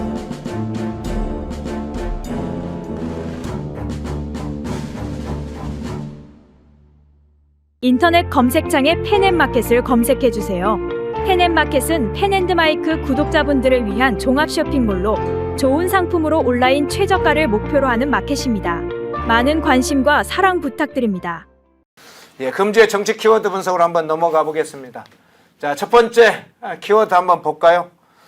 예, 첫 번째 키워드가 뭔가요? 17표네요. 예, 오늘 여기 17표의 싸움. 17표. 네. 예. 네, 그렇습니다. 17표가 논란인데요. 현재 국회 재수학 의원이 295명입니다. 그러니까 여기에 이제 무소속 윤관석 의원이 한 명 더 포함이 돼 있는데 무소속 윤관석 의원은 현재 민주당 전당대회 돈봉투 사건으로 감옥에 있습니다. 그래서 투표할 수 있는 상황이 아니라서 295명인데 여기에 이제 국민의힘 의원이 113명이고요. 여기서 17명이 이탈을 하게 되면 거부권이 재의결됩니다. 다음 주 화요일 이게 이제 예정돼 있는데요. 그래서 다만 이제 이게 17표까지 이탈하지 않을 것이라는 것이 민주당이나 뭐 국민의힘이나 또 여러 정치 전문가들의 대체적인 시각입니다. 현재까지 이탈이 확정된 표는 3표입니다. 안철수 의원 그리고 이번에 출마하지 않은 김용 의원 그리고 평택에서 이제 떨어진 낙선한 유이동 의원 이 세 분은 공식적으로 이게 재표결에 대해서 찬성 입장을 밝혔거든요. 그래서 이제 남은 표가 14표인데 14표까지가 이탈할 거냐 말 거냐 이게 이제 논란이 되고 있습니다. 그런데 대략 이게 국민의힘이 국민의힘 의원 중에서 이번 총선에서 공천에서 떨어지거나 본선에서 떨어진 분들을 합치면 55명입니다. 그래서 이분들이 그러니까 총선을 뛰면서 현장에서 윤 대통령에 대한 분노나 불만 때문에 선거에 졌다 이렇게 생각하는 분들이 다수 있습니다. 그래서 아마도 그러니까 이탈이 아예 없지는 않을 것이다. 물론 이제 용산 대통령실이나 지금 국민의힘 윤재옥 전 원내대표 그리고 추경 원내대표가 이제 개별 접촉을 하면서 표단적으로 하고 있는데요. 이게 무기명 비밀 투표이기 때문에 일부 이탈은 좀 있지 않을까. 그래서 대략 한 10여 표 남짓 이탈 가능성이 있다. 이렇게 이제 전망하는 것 같고요. 다만 여기서 이제 이탈표가 얼마나 될지도 굉장히 중요합니다. 왜냐하면 이게 17표에 가까이 갈수록 이게 이제 윤 대통령에 대한 어떤 리더십 훼손, 국정운영 동력의 약화 이런 것들로 이어질 가능성이 크고요. 그리고 이제 22대 국회가 열리면 국민의힘 의석수가 108석이기 때문에 그때도 이제 특검법이 다시 국회에서 넘어오면 좀 더 위험한 상황이 올 수도 있다. 이렇게 볼 수 있을 것 같고요. 그리고 이게 대통령이 이제 국정 지지율을 회복하지 못하면 사실 이런 리스크는 계속될 수밖에 없습니다. 그런데 대통령 국정 지지율은 저는 그러니까 국정 기조와는 조금 무관하다. 그러니까 오히려 대통령 이미지라든지 스타일이라든지 저는 이런 것들이라고 봅니다. 그런데 저희가 아까도 이제 이재명 대표 비호감도 말씀드렸는데 사실 국정 지지율을 끌어올리려면 대통령 호감도, 그러니까 비호감도를 조금 없애야 되거든요. 호감도를 높여줘야 됩니다. 그런데 호감도라는 게 순식간에 높아지는 게 아니거든요. 왜냐하면 우리가 이제 대통령에 대해서 일반적으로 갖고 있는 그런 인식들이 국민들한테 널리 퍼져 있는데 이거를 이제 조금 없애기 위해서는 상당히 지난한 노력이 필요하고 또 대통령도 이제 좀 부드러운 어떤 인상, 말투, 또 서민 친화적인 그런 행보 이런 것들을 조금 좀 강화할 필요가 있는데 아까 말씀하셨잖아요. PI라고. 네. 그래서 이런 것들을 좀 대통령실에서 좀 기획을 해서 좀 중장기적으로 수행했으면 좋겠다 이런 생각도 듭니다. 그렇게 해야 비로소 대통령 지지율 회복이 가능하거든요. 그러니까 국정 기조가 굉장히 좋고 또 내지는 뭐 수출이라든지 경제에서 성과를 낸다 그래서 이것이 바로 이제 지지율로 이어지진 않는다. 그런 이제 구조적인 어려움이 있다는 것을 말씀을 드리면서 대략 한 그러니까 10표 이내에서 이탈표를 잠재우면 국정 운영에는 크게 당분간 문제가 없다 이렇게 보여지고요. 만약에 10표를 넘어서서 17표에 근접하게 되면 상당히 위험한 어떤 그런 국면이 계속될 수도 있다 이렇게 분석할 수 있을 것 같습니다. 예, 17표, 17표 싸움, 대통령 지지율과 연관돼 있는 문제까지 좀 분석을 해드렸고요. 다음 키워드 한번 가볼까요? 예, 탈당이네요. 홍준표 대구시장과 한동훈 위원장의 사진이 지금 보이고 있는데 탈당. 누가 탈당한다는가요? 어떤 내용인가요? 네, 방송 중에 방송 마이크가 떨어지는 건 탈당인가요? 예, 탈마이크입니다. 예. 이게 홍준표 대구시장이 이제 한동훈 전 위원장을 직격하는 과정에서 본인이 탈당 얘기를 직접 한 건 아닌데요. 탈당을 연상할 수 있는 그런 이제 말들을 했고 또 이 말들을 친윤이나 비윤 일각에서 그럼 먼저 나가시라 이렇게 해서 이제 탈당론이 점화됐는데요. 사실 홍준표 대구시장은 탈당을 막 하는 그런 사람은 아닙니다. 딱 한 번 했었죠. 그러니까 2020년 총선 때 공천에서 배제되면서 사실 당시 보면 조금 억울한 측면도 있어요. 그러니까 여러 군데를 좀 헤맸거든요. 네. 밀양도 갔다가 또 서울 출마 얘기도 나왔다가 여러 군데를 헤매다가 결국은 대구에서 출마를 했는데 이제 그 무소속으로 출마를 했던 거죠. 탈당을 하고. 그런데 당시에 홍준표 시장이 탈당하긴 했지만 이제 당선이 됐습니다. 큰 차이는 아니지만 그래서 그러니까 홍준표 시장에 대해서 대구 유권자가 당선을 안겨준 것은 그 탈당이 좀 억울했다 이렇게 이제 평가를 했던 것 같고요. 그리고 홍준표 시장이 나름대로 그러니까 탄핵 국면에서 보수 정당을 지키는데 역할을 많이 한 분은 맞습니다. 그러니까 물론 이제 이 과정에서 2018년 지방선거도 참패하고 하긴 했지만 그때 누가 지휘를 했어도 참패할 수밖에 없는 그런 여건이었다. 이렇게 이제 볼 수 있을 것 같고요. 그래서 홍준표 시장은 아마도 탈당할 가능성은 거의 없다. 저는 이제 그렇게 생각을 하는데 어쨌든 이제 탈당 논란이 좀 불거졌고요. 또 민주당에서도 현재 탈당 논란이 이제 불거져 있는데 민주당 그 권리당원, 돈 내는 당원이 그러니까 국민의힘으로 말하면 책임당원이랑 비슷한 개념인데요. 무려 245만 명입니다. 이게 한국 정당 사상 최초로 이제 245만 명을 돌파했는데 이게 제가 이제 추정한 자료가 아니고요. 국회 앞에 가면 민주당 당사가 있는데 그 당사 앞에 플래카드가 이렇게 붙어 있습니다. 245만 권리당원. 그래서 이건 이제 국민의 입장에서 보면 굉장히 부러운 일이죠. 이게 사실 민주당의 힘이 이제 거기서 나오는 건데요.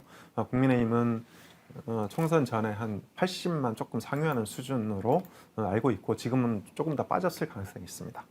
그래서 여기서 이제 이재명 대표가 추미애 국회의장 경선 낙선 이후 2만 명이 탈당했다고 하면서 이게 이제 권리당원에 대한 역할을 강화하고 본인의 연임 승부수로 오히려 역으로 활용하고 있는 그런 국면이 벌어지고 있습니다. 그래서 최근에 이제 탈당 논란이 불붙고 있는데요. 홍준표 시장은 탈당할 분은 아닙니다. 저는 한동훈 전 비대위원장이 당대표가 된다고 하더라도 홍준표 시장이 탈당할 가능성은 거의 이제 없다고 보고 그만큼 이제 이게 국민의힘의 위기 국면이 계속되고 있다 이런 것들을 경고한 게 아닌가 그렇게 생각을 합니다. 예, 두 번째 기어도 탈당 홍준표 대구시장이 탈당을 시사했던 발언 그리고 민주당 내부의 탈당 흐름까지도 살펴봤습니다. 예, 다음 키워드 마지막 키워드 한번 봐주시죠. 예, 법사위네요. 법사위. 지금 이제 법사위를 둘러싸고 국민의힘과 민주당이 다투고 있죠. 또 민주당 내부에서 법사위원장 우리가 하겠다 하면서 추미애냐 박주민이냐 뭐 정청래냐 여러 사람 싸우고 있는데 자 법사위 어떤 문제 얘기해 주실 건가요? 네. 법사위는 사실 이제 그 우리가 모든 상임위에 관련된 법안의 최종 관문이다. 이렇게 이제 알고 있고요.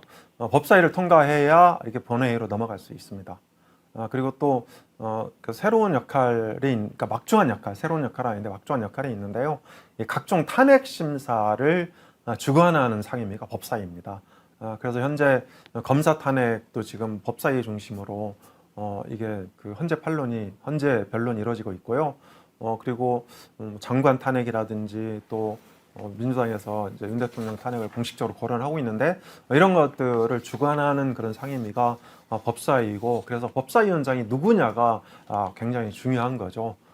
그리고 이 법사위는 늘 운영위와 함께 가장 강력한 두 개 상임위. 그러니까 물론 이제 예산특별위원회가 있는데요. 예산특위는 이제 특별위니까 별개로 치고 법사위와 운영위가 늘 이제 함께 묶어서 여야 협상, 그러니까 원구성 할 때마다 그 도마 위에 오르고 있는데요. 이 법사위는 1987년 민주화된 이후 늘 원내 2당이 맡는 게 관례였습니다. 그런데 딱 그 관례를 깬 게 두 번 있었는데요. 그러니까 16대 국회, 그러니까 2020년 총선이죠. 2020년 총선 이후, 그러니까 김대중 대통령의 그 재임 시기인데요. 당시 한나라당이 133석을 얻었고요. 그리고 이제 새천년 민주당하고 자민련이 합쳐서 132석을 얻었습니다. 이때 이제 새천년 민주당이 의원 꿔줘갖고 자민련이 그 의원 교섭단체 만들었죠. 그때가 이제 2000년입니다. 이때는 사실 김대중 대통령이 아마도 통합 정치를 기초로 했기 때문에 법사위원장을 원내 일당, 즉 한나라당한테 양보를 했습니다. 그래서 이때 이제 그 16대 국회에서 원내 일당이 법사위를 맡은 적이 있고요. 그리고 그 2020년, 그러니까 21대 국회 전반기 때 그러니까 원내 일당인 민주당이 법사위원장을 맡았습니다. 그러니까 요 딱 두 번 빼고는 전부 다 법사위를 이제 원내 2당이 맡았다. 이런 이제 전례가 있고요. 그리고 운영위는요, 지금까지 단 한 번의 그 예외도 없이 여당이 맡았습니다. 왜냐하면 이제 운영위가 과거 청와대, 지금은 용산 대통령실인데요.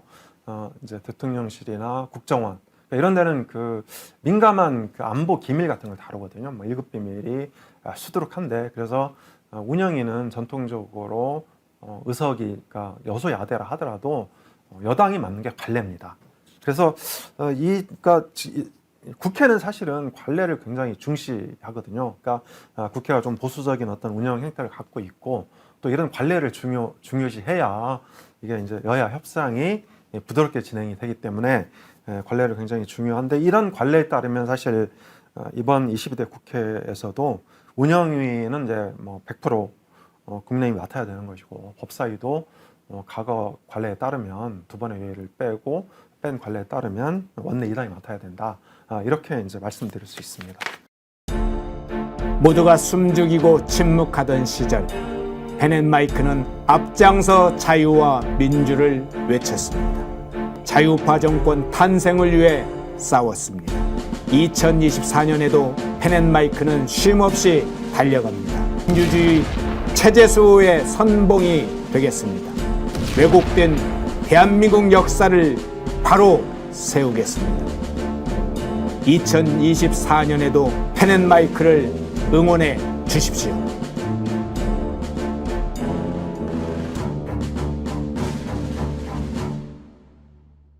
인터넷 검색창에 펜앤마켓을 검색해 주세요. 펜앤마켓은 펜앤드마이크 구독자분들을 위한 종합 쇼핑몰로 좋은 상품으로 온라인 최저가를 목표로 하는 마켓입니다. 많은 관심과 사랑 부탁드립니다.